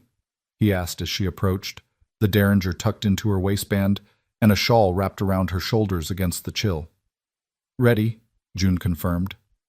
For the next several hours, Gage put her through her paces. He showed her how to hold the rifle, how to sight down the barrel, how to compensate for distance and wind. He taught her to load and reload, to clear jams, to make every shot count because in a real fight, you didn't get second chances. June's shoulders ached from the rifle's kick. Her hands cramped from gripping the stock. Her ears rang from the gunshots. But she kept at it, kept practicing, kept improving until she could hit a man-sized target at 50 yards more often than not. "Good," Gage said as she hit the target 3 times in a row. "That's good. You're a natural at this." "My father taught me to shoot squirrels when I was young," June said, lowering the rifle. "Said a woman should know how to feed herself if she needed to. Never thought I'd be using those lessons to shoot at people. Let's hope you don't have to. But if Calvin's men come back, if things go bad, I need to know you can defend yourself." Gage took the rifle from her and ejected the remaining rounds. "There's something else we need to talk about." June waited, sensing from his tone that whatever was coming wouldn't be pleasant. "If things get really bad, if it looks like they're going to overrun us, I need you to run. There's a trail that leads north from the back of the property, through the hills. Follow it about 5 miles and you'll hit the main road to Red Rock. From there you can get to the marshal, get help." "I'm not running while you stay behind to die," June said firmly. "I'm not planning on dying. But if it comes to that, I need to know you'll be safe." "That's non-negotiable, June." "Then we'll make a deal," June countered. "If things get that bad, we both run. Together. I won't leave you behind any more than you'll leave me behind." Gage opened his mouth to argue, then seemed to think better of it. "You really are the most stubborn woman I've ever met." "I prefer determined," June said with a small smile. "Stubborn sounds so negative." Despite everything, the danger, the fear, the knowledge that violence was coming, Gage laughed. It was brief but genuine, and June felt a warmth bloom in her chest at the sound. They spent the rest of the day fortifying the house. Gage moved furniture to create barriers, positioned weapons at strategic locations, and showed June the best angles for defending each room. He filled buckets with water, in case they try to burn us out, he explained grimly, and stocked the root cellar with supplies in case they needed to hole up for an extended period. As the sun began to set, painting the sky in shades of crimson and gold, June found herself on the porch with Gage, both of them exhausted from the day's preparations. They sat in the rocking chairs that had become their evening habit, not talking, just being present with each other in the fading light. "Do you think they'll come tonight?" June asked finally. "No. Dutch will report back to Calvin first, get his orders. We probably have a few days, maybe a week." Gage rocked slowly, his eyes scanning the horizon with the automatic vigilance of someone who'd spent years hunting and being hunted. "But they'll come. Calvin doesn't make idle threats." "What was he like? When you were hunting him, before everything happened? What kind of man is Calvin Briggs?" Gage was quiet for a long moment. Smart, careful, ruthless when he needs to be, but not needlessly cruel. He doesn't kill for pleasure. He kills because it serves a purpose, because it sends a message or removes an obstacle. In some ways, that makes him more dangerous than the men who just enjoy violence. He's calculating, strategic. "You sound like you almost respect him." "I respect his capabilities, not his choices." "There's a difference." Gage stopped rocking and leaned forward, his elbows on his knees. "Calvin could have been anything. He's smart enough to have been a businessman, a politician, maybe even a lawman. But he chose this life, chose to hurt people for profit. That's what makes him evil. Not that he's cruel or sadistic, but that he looked at all the things he could be and chose to be this." June absorbed this, thinking about her own encounters with evil. Blake Harker wasn't smart or strategic. He was just petty and mean, a small man exercising power over someone weaker because it made him feel strong. But Calvin Briggs sounded different. Sounded like the kind of enemy you couldn't defeat through simple courage or determination. "Are you afraid?" she asked. "Terrified," Gage admitted quietly. "Not for myself. I stopped being afraid of dying 3 years ago. But for you. The thought of losing you the way I lost them." His voice caught. "I don't think I could survive that twice." June reached over and found his hand, lacing her fingers through his. "Then don't lose me. We'll fight together, survive together, and when this is over, we'll figure out what comes next. Together." Gage squeezed her hand, and they sat like that as the sun disappeared and the stars began to emerge. Two people bound by shared trauma and growing affection, preparing for a war neither had wanted, but both were determined to win. The peace had lasted 3 weeks and 4 days. Now, as night fell over the ranch and somewhere out in the darkness Calvin Briggs's men planned their next move, June and Gage prepared for whatever came next. They'd been broken before, both of them, shattered by violence and loss. But broken things, June had learned, could be made stronger in the mending, and she and Gage, wounded and scarred and still healing, were about to discover just how strong they'd become. The war was coming, but this time, June wouldn't be beaten in the street while people looked away. This time, she'd stand and fight, and God help anyone who tried to bring her down. The attack came on the 5th night, just after midnight, when the moon hung fat and yellow in the Texas sky. June had been sleeping fitfully, her dreams populated by shadows and fire, when the first shot shattered the window of her bedroom and sent glass spraying across her bed.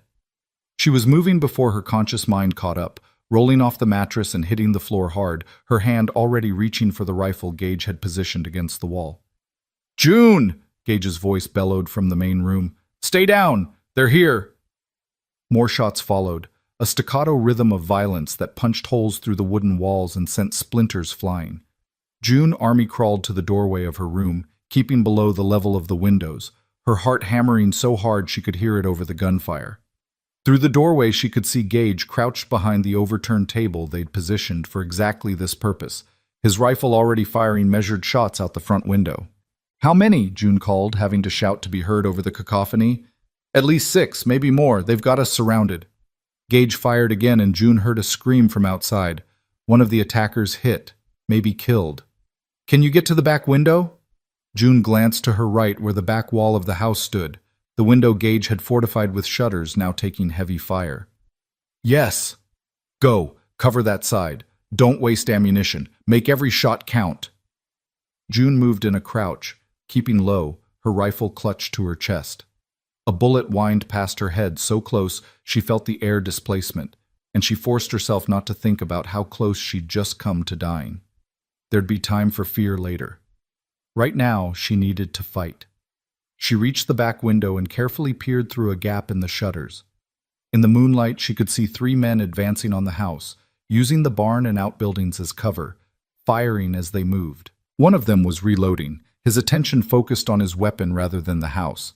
June took a breath, steadied the rifle against her shoulder the way Gage had taught her, and squeezed the trigger. The recoil slammed into her shoulder, and the rifle's report was deafening in the enclosed space, but she saw the man with the gun jerk backward and fall. Her first real shot at another human being, and she'd hit him. She should have felt something: horror, guilt, remorse. Instead, all she felt was a cold satisfaction and the immediate need to find her next target. "That's it, June!" Gage shouted from across the room. "Keep them pinned down!" The 2 remaining men at the back had found cover, but June could see them, could see the edges of their bodies behind the water trough and the corner of the barn. She fired twice more, not hitting but forcing them to keep their heads down, buying time. From the front of this house, Gage's rifle cracked repeatedly, each shot deliberate and controlled. June risked a glance in his direction and saw him moving between windows with fluid efficiency, never staying in one place long enough to make an easy target.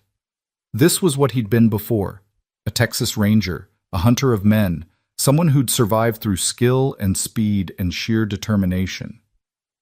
3 years of relative peace hadn't dulled those instincts one bit. "June, reload!" Gage called. "And get ready to move. They're going to try to rush us."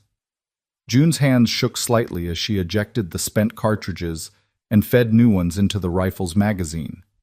She'd practiced this motion dozens of times over the past 5 days, but doing it with bullets flying and death waiting outside was entirely different from doing it in the afternoon sun. She finished reloading just as one of the men at the back broke from cover, running low and fast toward the house. June tracked him with her rifle, led him slightly the way Gage had taught her, and fired. The man stumbled but kept coming, and June fired again. This time he went down hard and stayed down. "Good shot!" Gage's voice held approval despite the circumstances. "But we've got a problem. They're trying to flank us on the east side. I need you to—" His words were cut off by a new sound, the sharp crack of breaking wood from the direction of the root cellar. June's blood turned to ice. They'd talked about this possibility, about attackers trying to get into the house through the cellar entrance rather than coming through the doors or windows. "Gage, the cellar!" "I hear it. Stay where you are. Cover the back."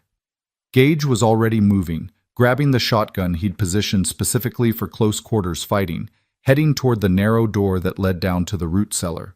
June turned back to her window, her rifle up and ready, trying to watch both her assigned position and Gage simultaneously.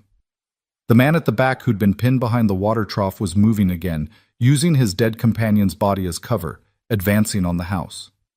June fired and missed, the bullet kicking up dirt 2 feet to his left. She fired again and saw him flinch, saw blood bloom on his arm, but he kept coming. From below the house, June heard the boom of Gage's shotgun, then a scream, then the shotgun again. Whoever had been trying to come up through the cellar wouldn't be trying anything again. But now the man outside was at the back wall of the house, directly below June's window where she couldn't get an angle on him. She heard him moving, heard the sound of something heavy being dragged, a ladder maybe, or a barrel to stand on. He was going to try to come through the window. June backed away from the shutters, her rifle aimed at chest height, waiting. Her hands were steady now, her mind crystal clear in a way it hadn't been since before the beating in Sweetwater Creek. She wasn't afraid. She was ready. The shutters exploded inward, blown apart by a shotgun blast from outside, and the man came through the opening head first, his gun raised. June fired without hesitation, the rifle bucking in her hands. The man's head snapped back and he fell backward out the window, dead before he hit the ground. "June!" Gage was back in the main room, his shotgun discarded in favor of his rifle again. "You all right?" "I'm fine. One came through the window. He's dead." "Good. We're down to 3, maybe 4 of them left, but they're going to try something desperate now. Stay alert." For several minutes, an eerie quiet descended over the ranch.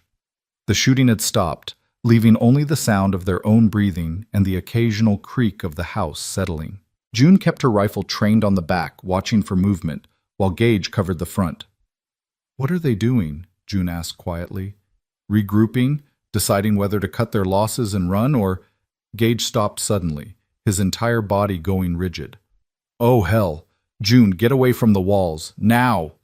June moved on instinct, not questioning, scrambling toward the center of the room where Gage was already positioning himself. A second later, she understood why. Smoke began seeping through the gaps in the walls, acrid and thick, followed by the first orange flickers of flame.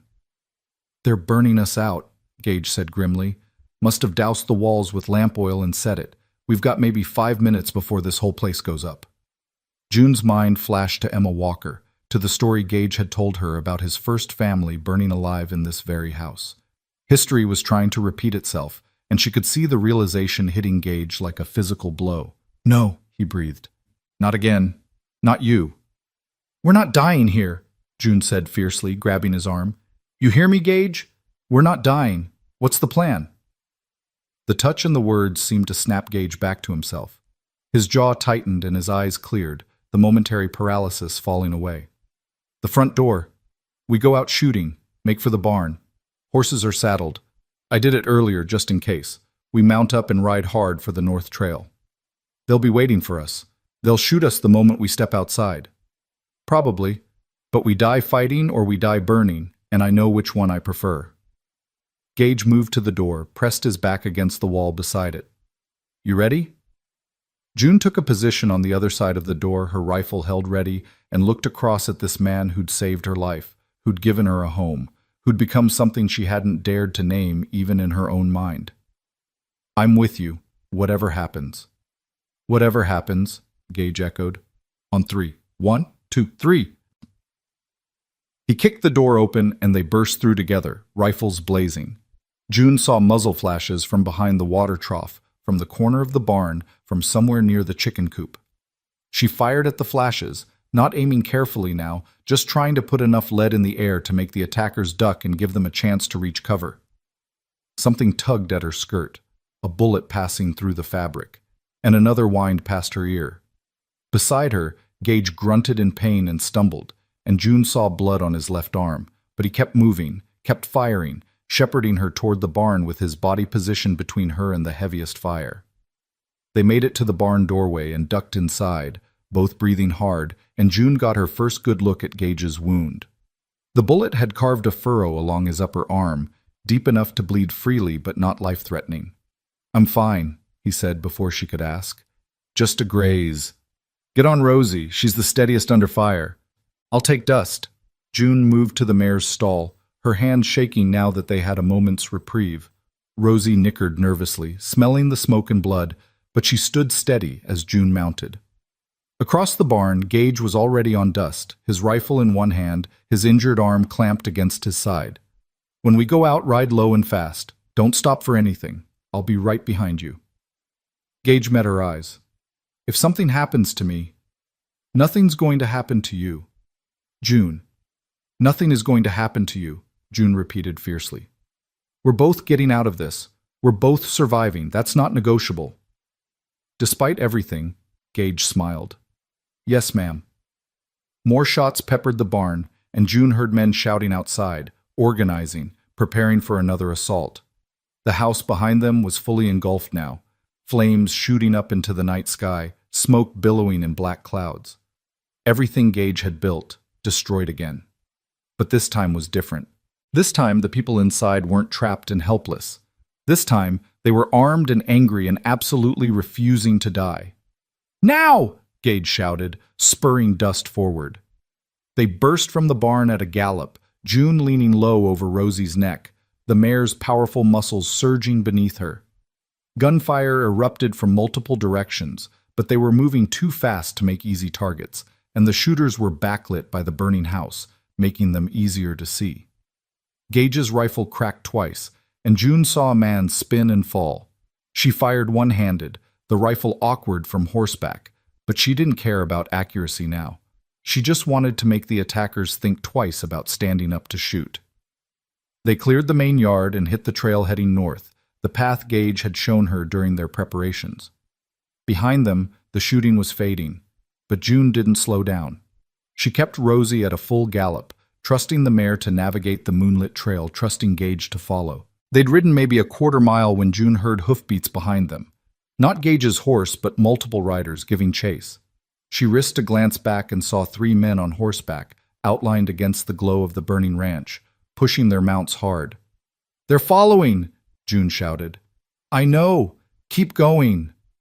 Gage had pulled alongside her, and even in the moonlight, June could see blood staining his entire left sleeve now.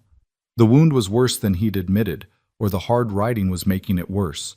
The trail narrowed as it climbed into the hills, forcing them to single file. June took the lead, trusting Rosie to find the safest path, while Gage dropped back to guard their rear. She heard him fire twice more, heard one of the pursuing horses scream and stumble, heard men cursing. The trail twisted and turned, following the contours of the landscape, and June had to focus all her attention on not getting thrown or running into low-hanging branches. Behind her, she could hear Gage's labored breathing, could sense him struggling to stay mounted. "There!" Gage called out. "The rock's on the right! Pull in there!" June saw what he meant. A jumble of large boulders that formed a natural fortress of sorts, with enough space behind them for the horses but defensible from a few positions. She guided Rosie into the shelter and dismounted quickly, her rifle already coming up. Gage pulled in beside her and half fell from his horse, catching himself against Dust's saddle. Up close, June could see how much blood he'd lost, could see the pallor of his skin and the way his hands shook. "I'm fine," he said automatically. "You're not fine. Let me look at it." "No time. There—" Gage stopped, cocking his head to listen. The sound of pursuing hoofbeats had stopped. June strained her ears but heard nothing except the wind in the scrub brush and the heavy breathing of their horses. "Where are they?" she whispered. "Out there. Somewhere. Probably splitting up, trying to flank us or waiting for daylight." Gage slid down the boulder until he was sitting, his rifle across his lap. "We're pinned here. Can't move without them hearing us, and I can't ride much further anyway." June's mind raced through their options. They were 3 or 4 miles from the ranch, maybe 2 miles from the main road where they might find help. Dawn was still hours away. Gage was injured and losing blood. They had limited ammunition. June checked her pockets and found she had maybe 20 rounds left for the rifle. Gage probably had more, but not much. "All right," June said, making a decision. "You stay here. I'll go for help. Red Rock is—" "No." Gage's voice was firm despite his obvious pain. "You don't know the way well enough, and if they catch you alone, you're dead. We stay together. You need a doctor. That arm will keep for a few more hours. I've had worse." Gage pulled a bandana from his pocket and tied it awkwardly around his wound, using his teeth to tighten the knot. "Come first light, we'll reassess, but right now we dig in and wait." June wanted to argue, wanted to do something other than just sit here while Gage bled, but she recognized the logic of his words. Moving now in the dark with armed men hunting them would be suicidal. So she positioned herself at the edge of their rocky shelter, her rifle aimed out at the darkness, and settled in to wait. Beside her, she could hear Gage's breathing growing more labored, could smell the copper tang of blood on the night air. "Tell me something," Gage said after a long silence. "Something good. Something from before everything went to hell." June thought for a moment, reaching back through her memories for something untainted by loss and pain. "When I was 7, she said quietly, my father took me to San Antonio for the first time. Just the 2 of us. Mama was sick, so it was this special trip. We stayed in a real hotel, ate in a restaurant, walked around the city looking at everything, and there was this street musician playing a fiddle. He was playing the most beautiful music I'd ever heard, and my father gave me a penny to put in his hat." "What did he play?" Gage asked, his voice drowsy. "Shenandoah." "I didn't know the name then, but I learned it later, And for years after, whenever I heard that song, I'd think of that day, of my father's hand in mine, of the sun on my face, of being happy and safe and loved. June's voice caught slightly. That's what I hold on to when things get dark. That memory, that feeling. That's good, Gage murmured. That's real good, June. He fell silent after that, and June listened to his breathing, counting the intervals, making sure they stayed steady. She wanted to check on him more thoroughly, wanted to do something about the blood he was losing, but she didn't dare take her attention off the darkness surrounding them. Hours crawled past. June's eyes burned with the effort of staring into the shadows, her ears straining for any sound that might indicate approaching danger. The temperature dropped as the night progressed, and she wished she'd grabbed a coat before they fled. Wished she could do something to keep Gage warm. Finally, imperceptibly at first, the sky began to lighten in the east. Dawn was coming, bringing with it both hope and danger. They'd be able to see their attackers, but their attackers would be able to see them too. As the gray light strengthened, June saw movement about 50 yards out. A man rising from behind a rock, stretching stiff muscles, clearly thinking the people he was hunting were either long gone or dead. June raised her rifle carefully, sighted on the man's center mass, and hesitated. She'd killed men during the attack on the house, at least 2, probably 3, but those had been in the heat of battle, split-second decisions made in chaos and fear. This was different. This was deliberate, calculated. This was cold-blooded killing, and something in June rebelled against it. "Do it," Gage said quietly from behind her. "He won't hesitate to kill you if the positions were reversed." June knew he was right. These men had burned Gage's house, had tried to murder them both, would try again given the chance. This wasn't murder. This was survival. She squeezed the trigger.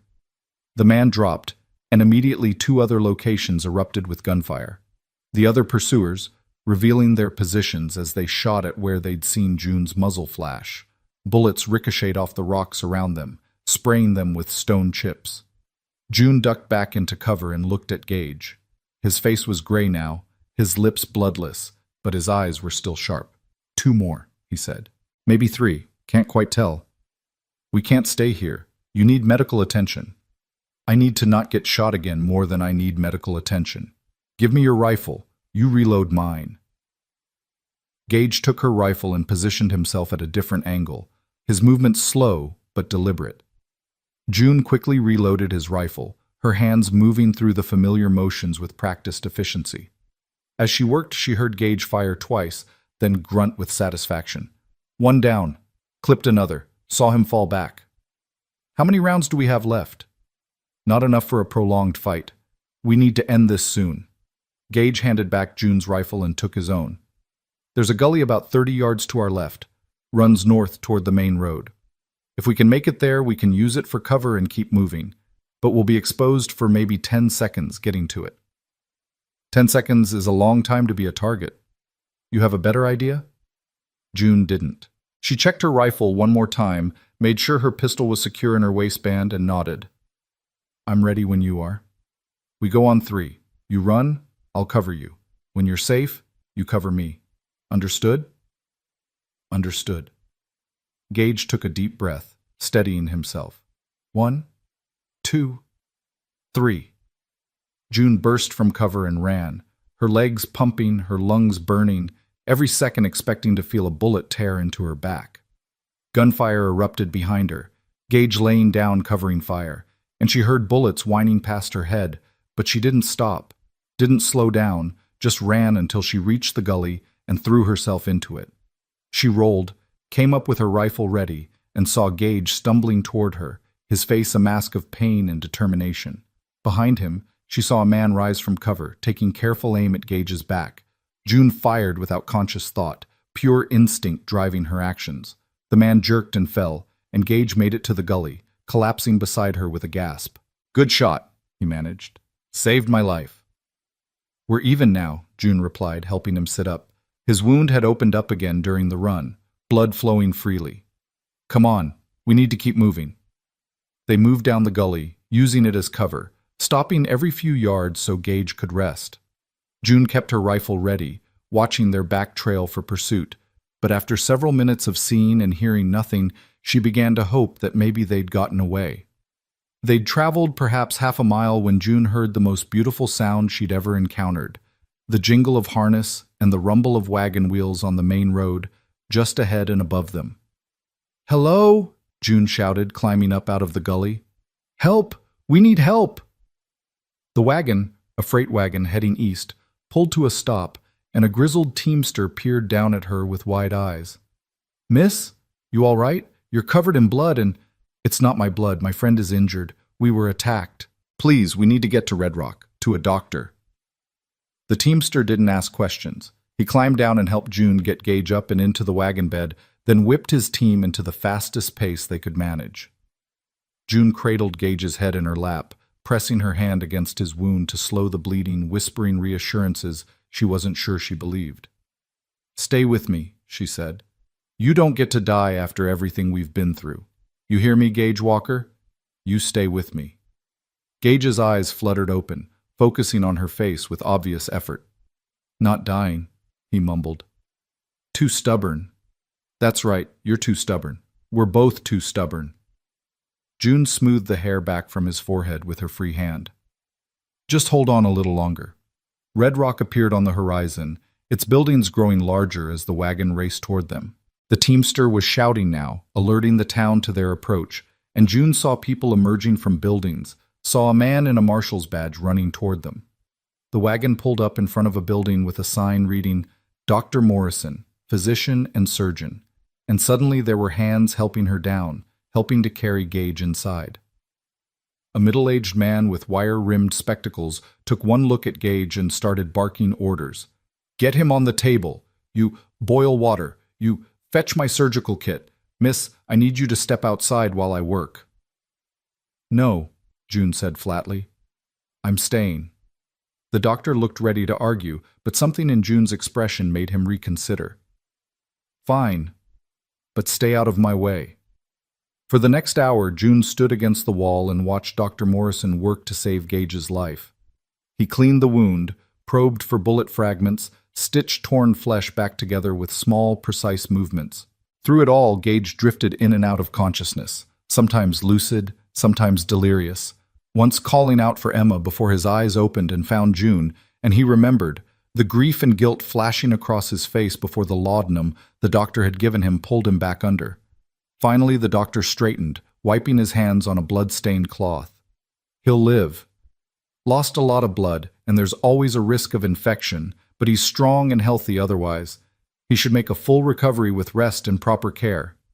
June felt her knees buckle with relief, and she caught herself against the wall.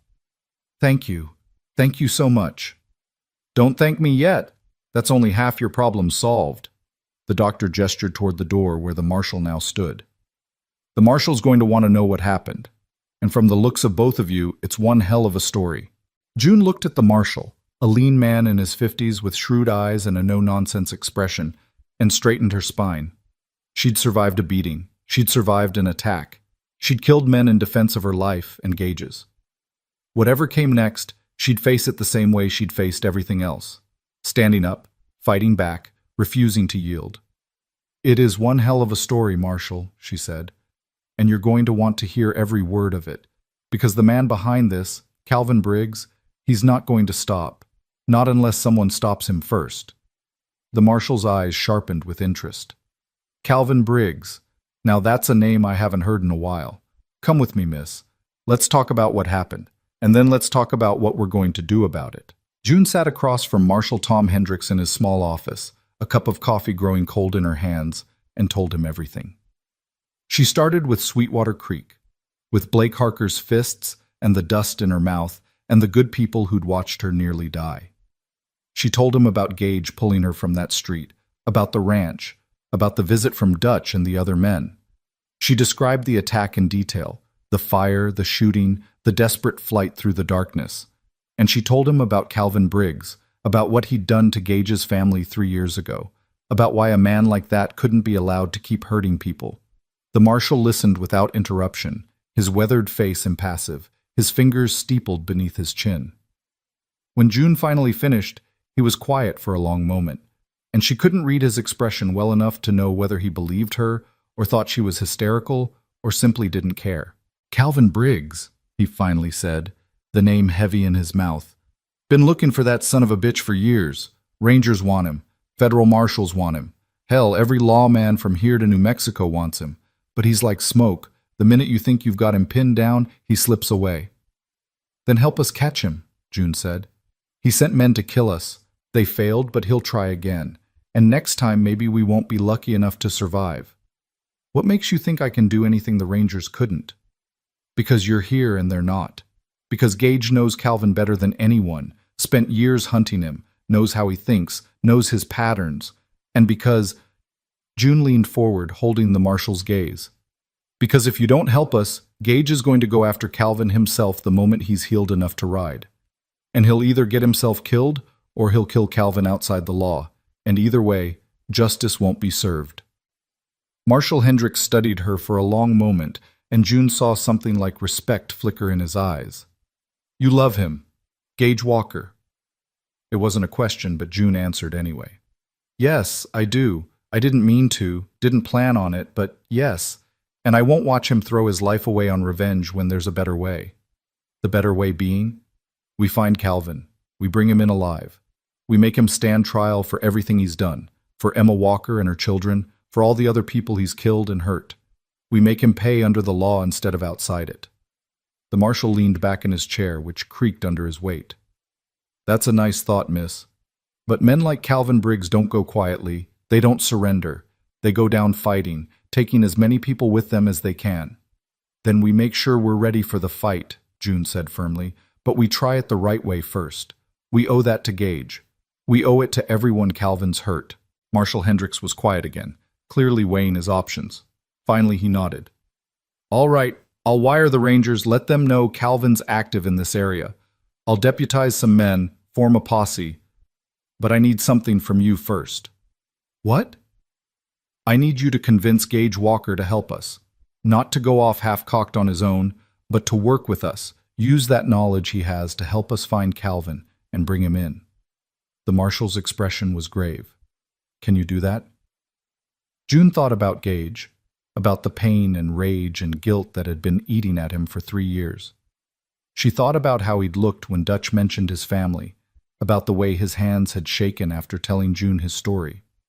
Convincing him to work within the law instead of seeking personal vengeance was going to be like trying to redirect a river, possible maybe, but difficult and dangerous. "I'll try," she said. "That's all I can promise."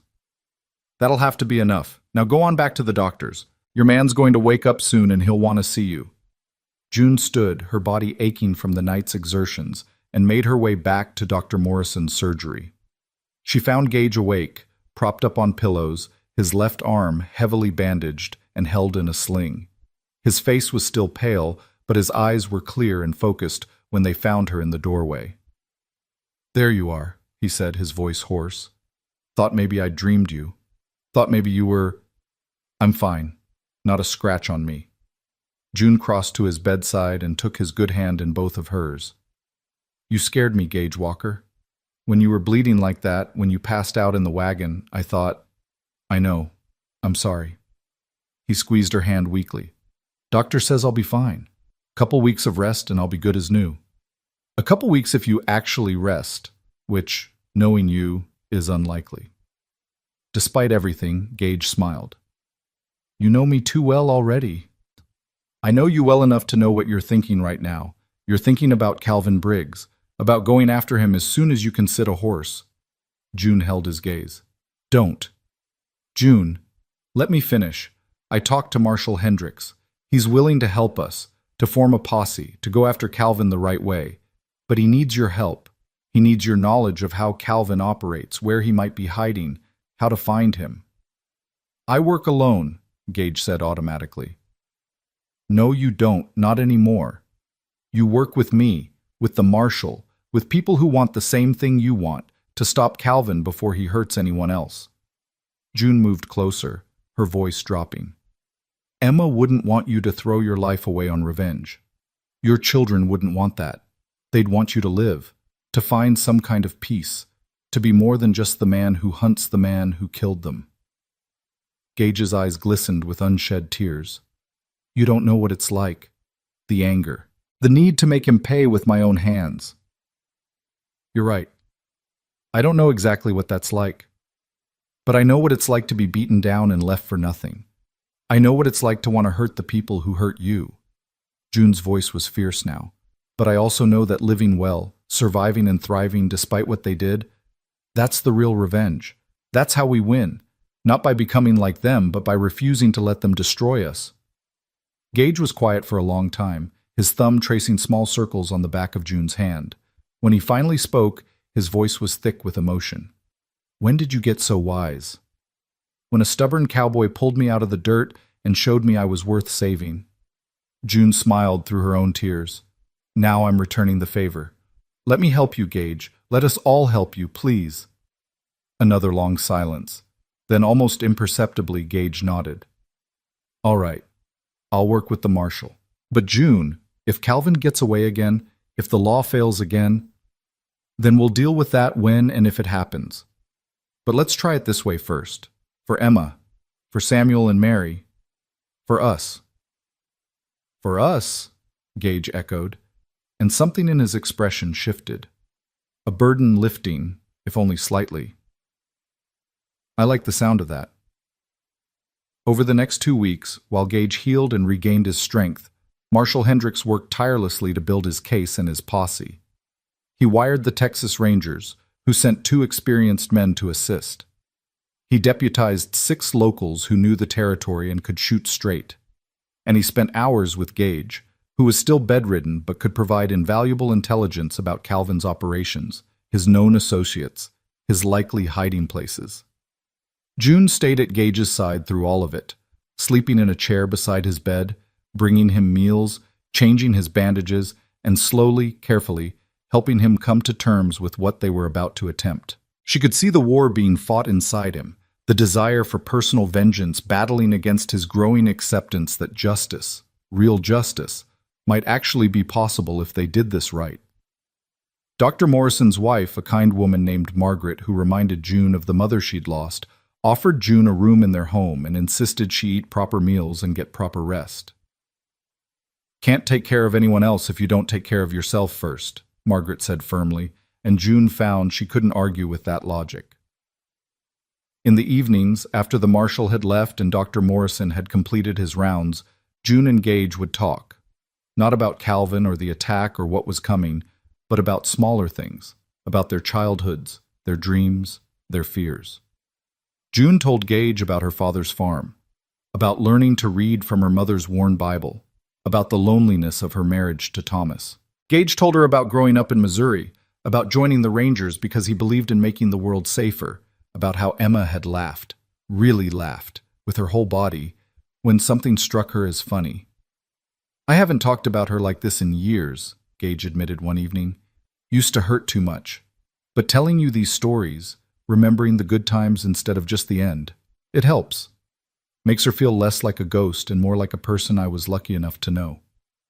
She was lucky to have you too, June said. And wherever she is now, I think she's glad you found someone to keep living for. Is that what you are? Someone to keep living for? June considered the question seriously. I think we're each other's reason. You gave me back my life when Blake Harker tried to take it. And maybe I'm giving you back yours, or at least helping you find a new version of it. We're not replacing what we lost. We're building something different, something that's ours. Gage reached out with his good hand and cupped June's face gently. I love you, June Talbot. I didn't think I'd ever say those words again, didn't think I had any love left in me after losing Emma and the kids.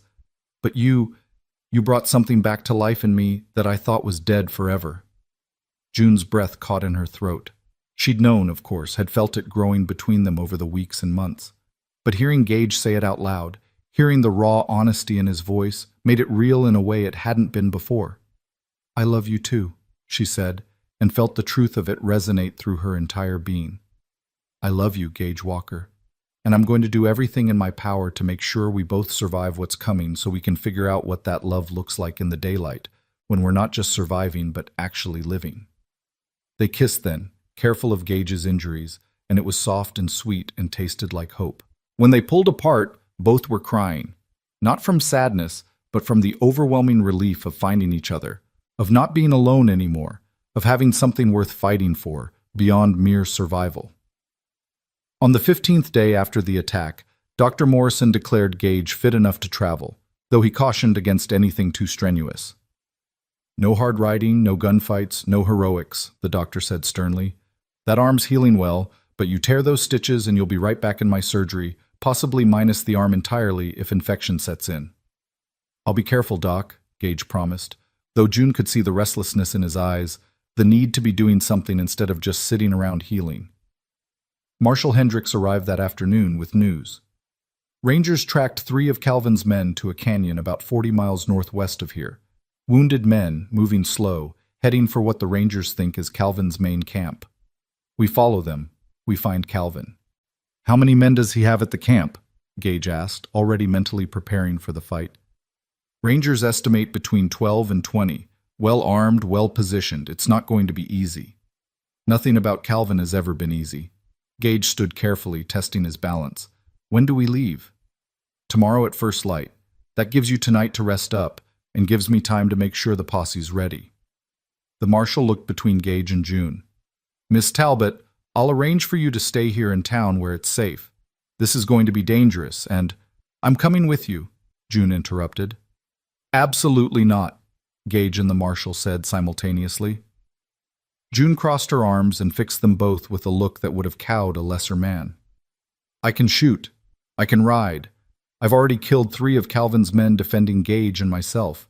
I'm not staying behind like some delicate flower while you men ride off to risk your lives." "June, this is different from defending the ranch," Gage said, his voice gentle but firm. "This is going to be an all-out assault on a fortified position. People are going to die. I won't risk losing you. And I won't sit here wondering if you're alive or dead, wondering if I could have helped, wondering if my absence made the difference between success and failure." June moved closer to Gage, her voice dropping. "You said we're each other's reason for living. That means we face the dangerous things together, not separately. You don't get to protect me by leaving me behind. That's not how this works." Gage looked at the marshal helplessly. "A little support here would be appreciated." "Don't look at me. My wife would skin me alive if I tried to tell her she couldn't do something because it was too dangerous." Marshal Hendricks shrugged. "Besides, Miss Talbot's right. She's proven she can handle herself in a fight, and we need every gun we can get if we're going up against 20 of Calvin's men." "This is insane," Gage muttered, but June could see him weakening. "This is partnership," June corrected. "This is what it means to stand with someone. You said I'd stand with you, Gage. Let me." Gage closed his eyes, clearly fighting an internal battle. When he opened them again, June saw resignation mixed with pride. "Fine, but you stay close to me. You follow my orders without question. And if I tell you to run, you run. Agreed?" "Agreed," June lied, knowing full well that if it came down to it, she'd do whatever was necessary to keep Gage alive. Orders be damned. They set out at dawn the next morning, a force of 12 in total. Marshal Hendricks led, with the 2 Rangers flanking him. Gage rode beside June, his rifle across his saddle, his injured arm still in a sling, but otherwise looking stronger than he had in days. The 6 deputized locals brought up the rear, good men all, according to the marshal, men who understood the stakes and were willing to risk their lives to bring Calvin Briggs to justice. They rode through country June had never seen before, following trails that wound through arroyos and over mesas, the landscape growing progressively more rugged and remote. This was outlaw country, the marshal explained, places where a man could disappear if he knew the land, where posies rarely ventured because the terrain was too dangerous and the likelihood of ambush too high. "Calvin knows we're coming," Gage said as they rode. "Dutch would have reported back after the attack failed. Calvin knows we survived, knows we're likely coming for him. He'll be ready." "Then we'll be readier," Marshal Hendricks replied grimly. "Rangers are scouting ahead. They'll give us advanced warning if there are any surprises waiting." They made camp that night in a protected hollow, with guards posted and fires kept small. June sat with Gage away from the others, watching the stars emerge in the darkening sky, and tried not to think about what tomorrow might bring. Scared? Gage asked softly. Terrified, June admitted. But also, I don't know. Ready, I guess.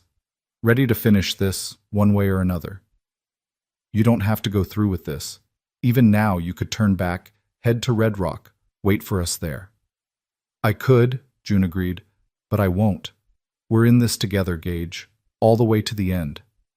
Gage pulled her close with his good arm, and they sat like that until the stars filled the sky and the night grew cold, drawing strength from each other's presence, preparing themselves mentally for what the next day would bring. They reached the canyon just before noon. The rangers had done their work well. They'd identified the camp's location, counted the guards, mapped the approaches. Calvin had chosen his position carefully, June saw. The camp was in a box canyon with steep walls and only one entrance, easily defensible but also potentially a trap if they could block that entrance. Marshal Hendricks gathered the posse and laid out the plan. Half of us will approach from the front, make noise, draw their attention. The other half, including you, Gage, since you know Calvin by sight, will circle around and come in from above. There's a trail the rangers found that leads to the canyon rim. It's dangerous, but it gives us the high ground. And if Calvin tries to run, one of the deputies asked, then we make sure there's nowhere for him to run to. This ends today, one way or another. They split into two groups.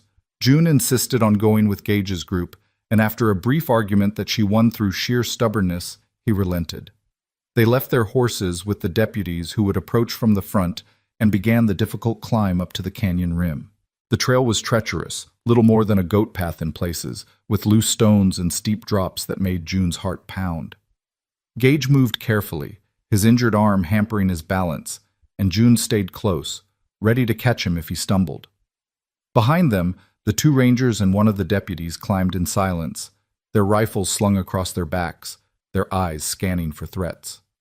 It took them an hour to reach the rim, and by the time they did, June's legs were trembling with exertion, and her hands were scraped raw from grabbing at rocks for support. But they'd made it.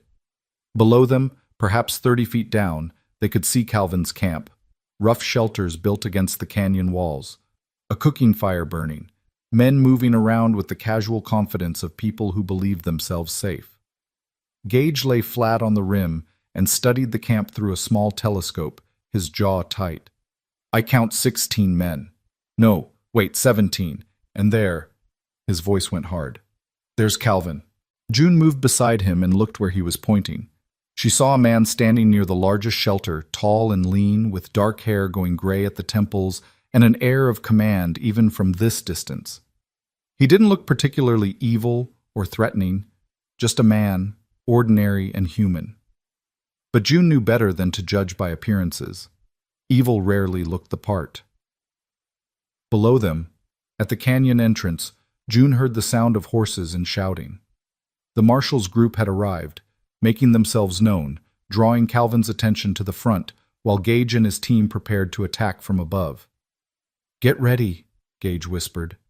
When the marshal gives the signal, 3 shots close together, we start shooting. Aim for the men with guns. Try not to hit the horses. And June, he looked at her, his eyes full of worry and love. Stay safe. You too, June replied, checking her rifle one final time. The signal came moments later, 3 rapid shots echoing off the canyon walls. Chaos erupted below as Calvin's men scrambled for weapons and cover, unsure where the attack was coming from. Gage's group opened fire from above, their elevated position giving them a devastating advantage. June aimed carefully and squeezed the trigger, saw a man drop, moved to the next target. The fight was brutal and fast. Calvin's men, caught between 2 forces and with nowhere to run, fought desperately. Some tried to surrender and were taken into custody by the marshal's group. Others fought to the death, preferring that to the hangman's noose they knew awaited them. Through it all, June kept shooting, kept moving, kept Gage in her peripheral vision. She saw him take down 3 men with 3 shots, saw the cold efficiency with which he fought, saw the years of ranger training and personal vendetta converging in this moment. And then she saw Calvin. He'd been trying to reach his horse, trying to escape in the confusion, and he was almost there when Gage shouted his name. "Calvin! Briggs!"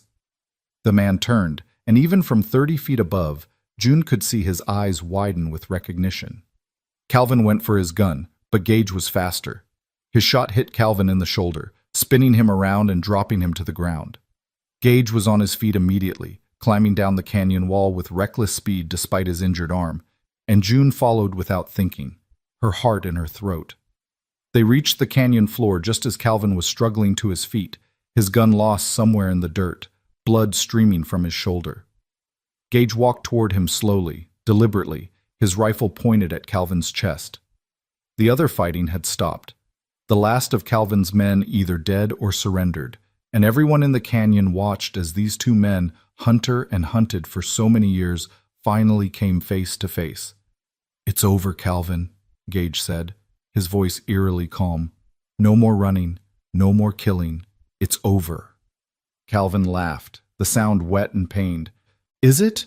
You going to kill me, Walker? Going to avenge your pretty little family? Go ahead. Pull the trigger. Prove you're just like me." June saw Gage's finger tighten on the trigger, saw the war being fought across his face. This was the moment he'd been living for, the moment he'd dreamed about during 3 years of grief and rage. All he had to do was squeeze a little harder, and Calvin Briggs would be dead, his family avenged, justice served. But Gage's hand was shaking. His breath was coming in gasps.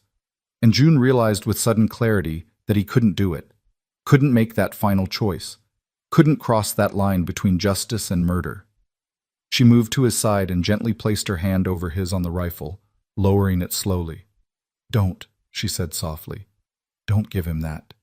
Don't become what he is." "He killed them," Gage whispered, his voice breaking. "Emma, Samuel, Mary, he burned them alive." "I know, and he'll pay for that. He'll stand trial, he'll be convicted, he'll hang. But not like this. Not murdered in the dirt like he murdered them. They deserve better than that. You deserve better than that." Gage looked at her, tears streaming down his face, and June saw the moment he let go. Let go of the revenge, let go of the rage, let go of the burden he'd been carrying for 3 years. His rifle dropped to his side and he sagged against her, sobbing like a child. Marshal Hendricks moved in quickly, pulling Calvin to his feet and binding his hands. "Calvin Briggs, you're under arrest for murder, arson, robbery, and about 24 other charges. You'll stand trial in Austin, and God have mercy on your soul, because I sure as hell won't." Calvin stared at Gage as the marshal led him away, and there was something like respect in his eyes. "You were always the best of them, Walker. The only one who ever really came close to catching me. Guess you finally did." Gage didn't respond. He just held on to June and cried, purging years of pain and guilt and rage, while around them the marshal's men secured the prisoners and tended to the wounded. The battle was over. Calvin was captured. Justice would be served. But more importantly than any of that, Gage Walker had chosen life over death, healing over revenge, love over hate. And that, June knew, was the real victory. The trial took place 6 weeks later in Austin, with half of Texas seeming to turn out to watch Calvin Briggs finally face justice for his crimes. June and Gage attended every day, sitting in the front row, holding hands while witness after witness testified to Calvin's brutality, his crimes, his absolute disregard for human life. When Gage took the stand and told the story of his family's murder, there wasn't a dry eye in the courtroom. The jury deliberated for less than an hour, guilty on all counts. The judge sentenced Calvin to hang, and as he was led from the courtroom, he caught Gage's eye one final time. "For what it's worth," Calvin said, "I'm sorry about your family. That was Dutch's idea, not mine. If I'd known—" He shrugged. "Well, it doesn't matter now, does it?" Gage just nodded, and June saw that he'd meant what he said in the canyon. He'd let it go. Not forgotten, he'd never forget Emma and his children.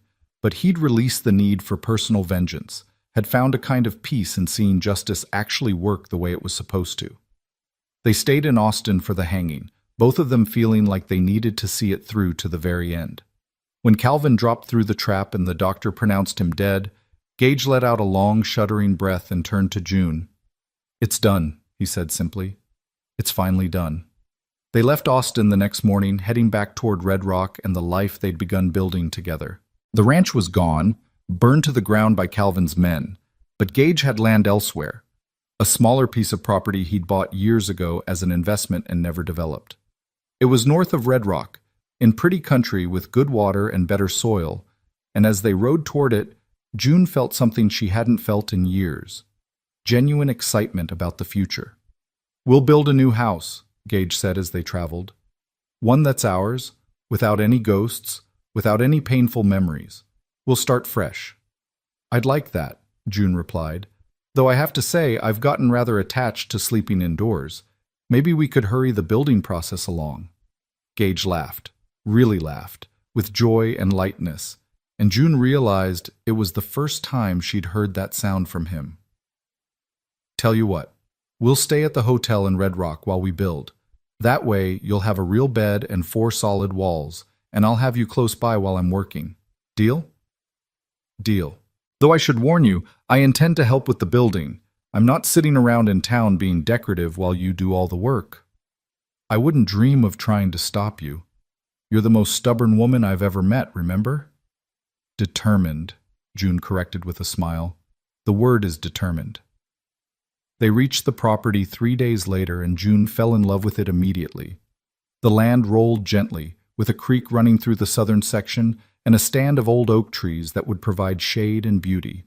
There was already a small barn on the property, in better shape than the one that had burned, and the foundation for a house had been laid years ago, but never built on. "We can use this foundation," Gage said, examining it critically. "Save us some time and work. If we push hard and the weather cooperates, we could have walls up before winter." They spent the next 4 months living in Red Rock and building their house. True to her word, June worked alongside Gage every day, sawing boards, hammering nails, laying stones for the fireplace.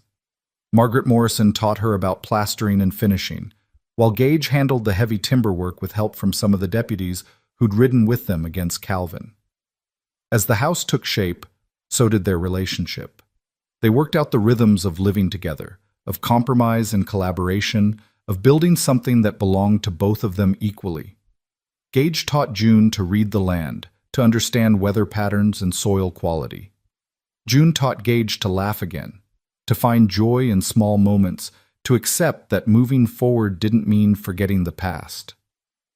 On a crisp November afternoon, with the first hints of winter in the air and the house finally complete, Gage and June stood on their new front porch and surveyed what they'd built together. The house wasn't fancy, just a simple structure of wood and stone, but it was solid and true and theirs. "What do you think?" Gage asked.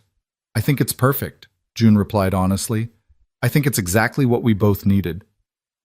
Gage turned to her, his expression serious. "June Talbot, I've been meaning to ask you something. Probably should have asked weeks ago, but I wanted to wait until the house was done, until we had something solid to build a life around." June's heart began to race. "Ask me what?" "Will you marry me? Will you be my wife, stand with me, build a life with me in this house we've made together?" Gage pulled a simple gold band from his pocket. "I know I come with baggage and ghosts and a past that's complicated. I know I'm not easy, but I love you more than I thought I'd ever love anyone again. And I want to spend whatever time I have left making you happy." June felt tears spring to her eyes, but they were happy tears, joyful tears, tears of absolute certainty. "Yes," she said, her voice strong and clear.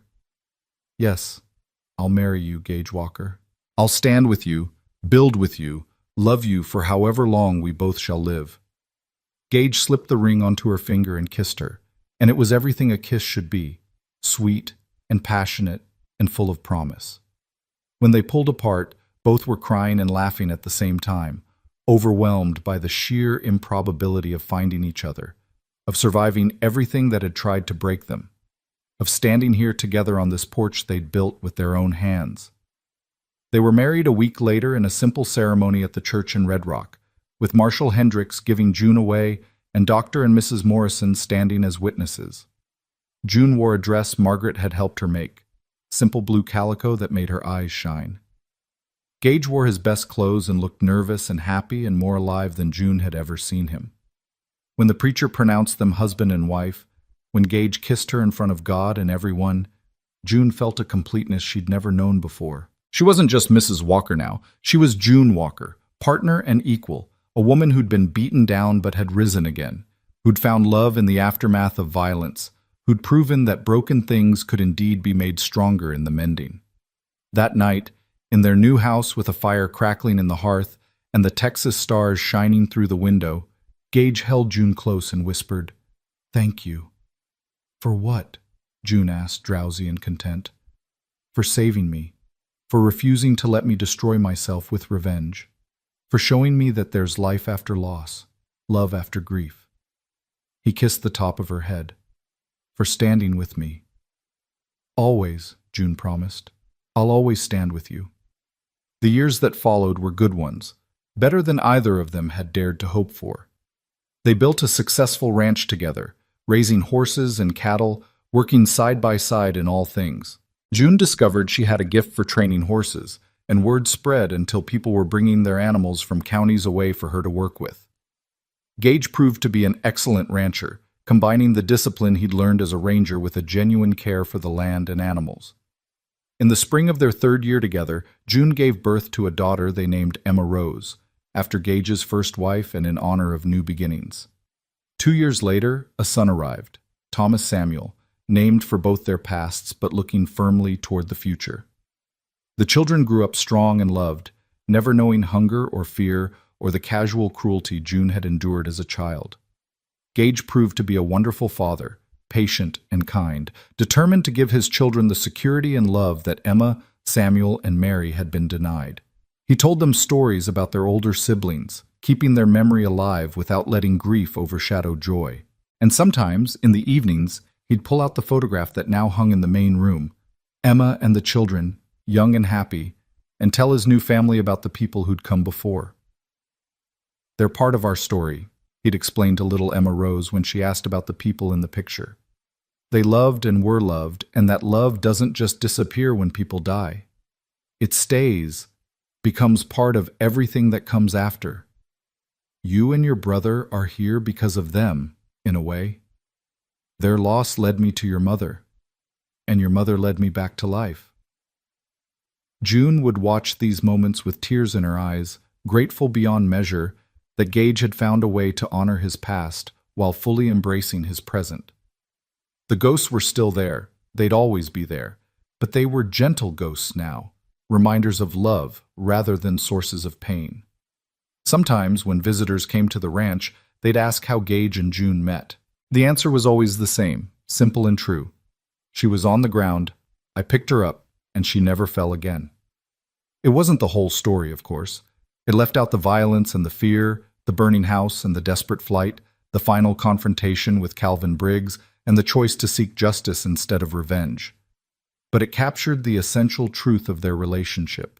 Two broken people who'd found each other in the midst of darkness and chosen to build something bright.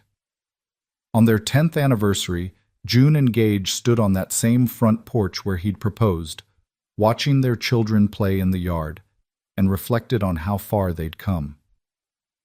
"Do you ever regret it?" June asked. "Pulling me from that street in Sweetwater Creek? Your life would have been simpler without me." Gage looked at her like she'd lost her mind. "Simpler, maybe, but also empty, meaningless, dead in all the ways that matter.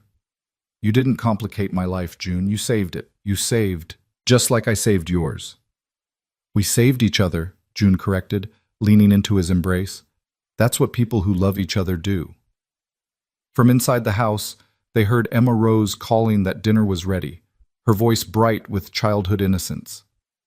Thomas Samuel came running from the barn, covered in dust and hay, reporting excitedly about a new foal that had been born that morning. The evening stretched before them, full of family and warmth and the comfortable routines of a life well lived. June thought back to that day in Sweetwater Creek, to lying in the dust and believing she was going to die alone and forgotten. She thought about Blake Harker's boots and fists, about the faces of people who'd watched and done nothing, about how close she'd come to simply giving up. And then she thought about the sound of hoofbeats, about storm cloud eyes and gentle hands, about a voice saying, "You'll stand with me," and meaning it in ways neither of them had fully understood yet. That day had been the worst of her life, and the beginning of her salvation. The beating had broken her, but the breaking had led her here, to this porch, this man, this family, this life. She'd been beaten down, but she'd risen. She'd been left for dead, but she'd survived. She'd lost everything, but she'd found something better. The sun was setting now, painting the Texas sky in shades of orange and pink and gold. June watched it, Gage's arm around her waist, their children's laughter floating from the house, and felt a profound sense of peace. She'd faced the darkness and come through it. She'd stood when the world tried to keep her down. She'd loved when it seemed impossible to love again. She was June Walker, survivor, fighter, wife, mother, woman who'd been beaten but never broken. And every breath she took, every moment of joy she experienced, was a victory over every person who'd ever tried to make her feel like less than she was. Blake Harker had tried to destroy her in that Sweetwater Creek street. Calvin Briggs had tried to finish the job. Both had failed. And June knew, with absolute certainty, that she would never fall again. She would stand, with Gage beside her, with her children around her, with her head high and her spine straight, for all the days of her life. The woman who'd been beaten in the dust was gone. In her place stood someone stronger, wiser, more complete. Someone who knew her own worth and refused to let anyone diminish it. Someone who'd learned that true strength wasn't about never falling down. It was about getting back up, about choosing to keep going, about refusing to let the cruelty of others define your story. June Talbot had fallen, but June Walker would stand forever. And that, she thought as Gage kissed her temple and Emma Rose called them in for dinner, was the best revenge of all.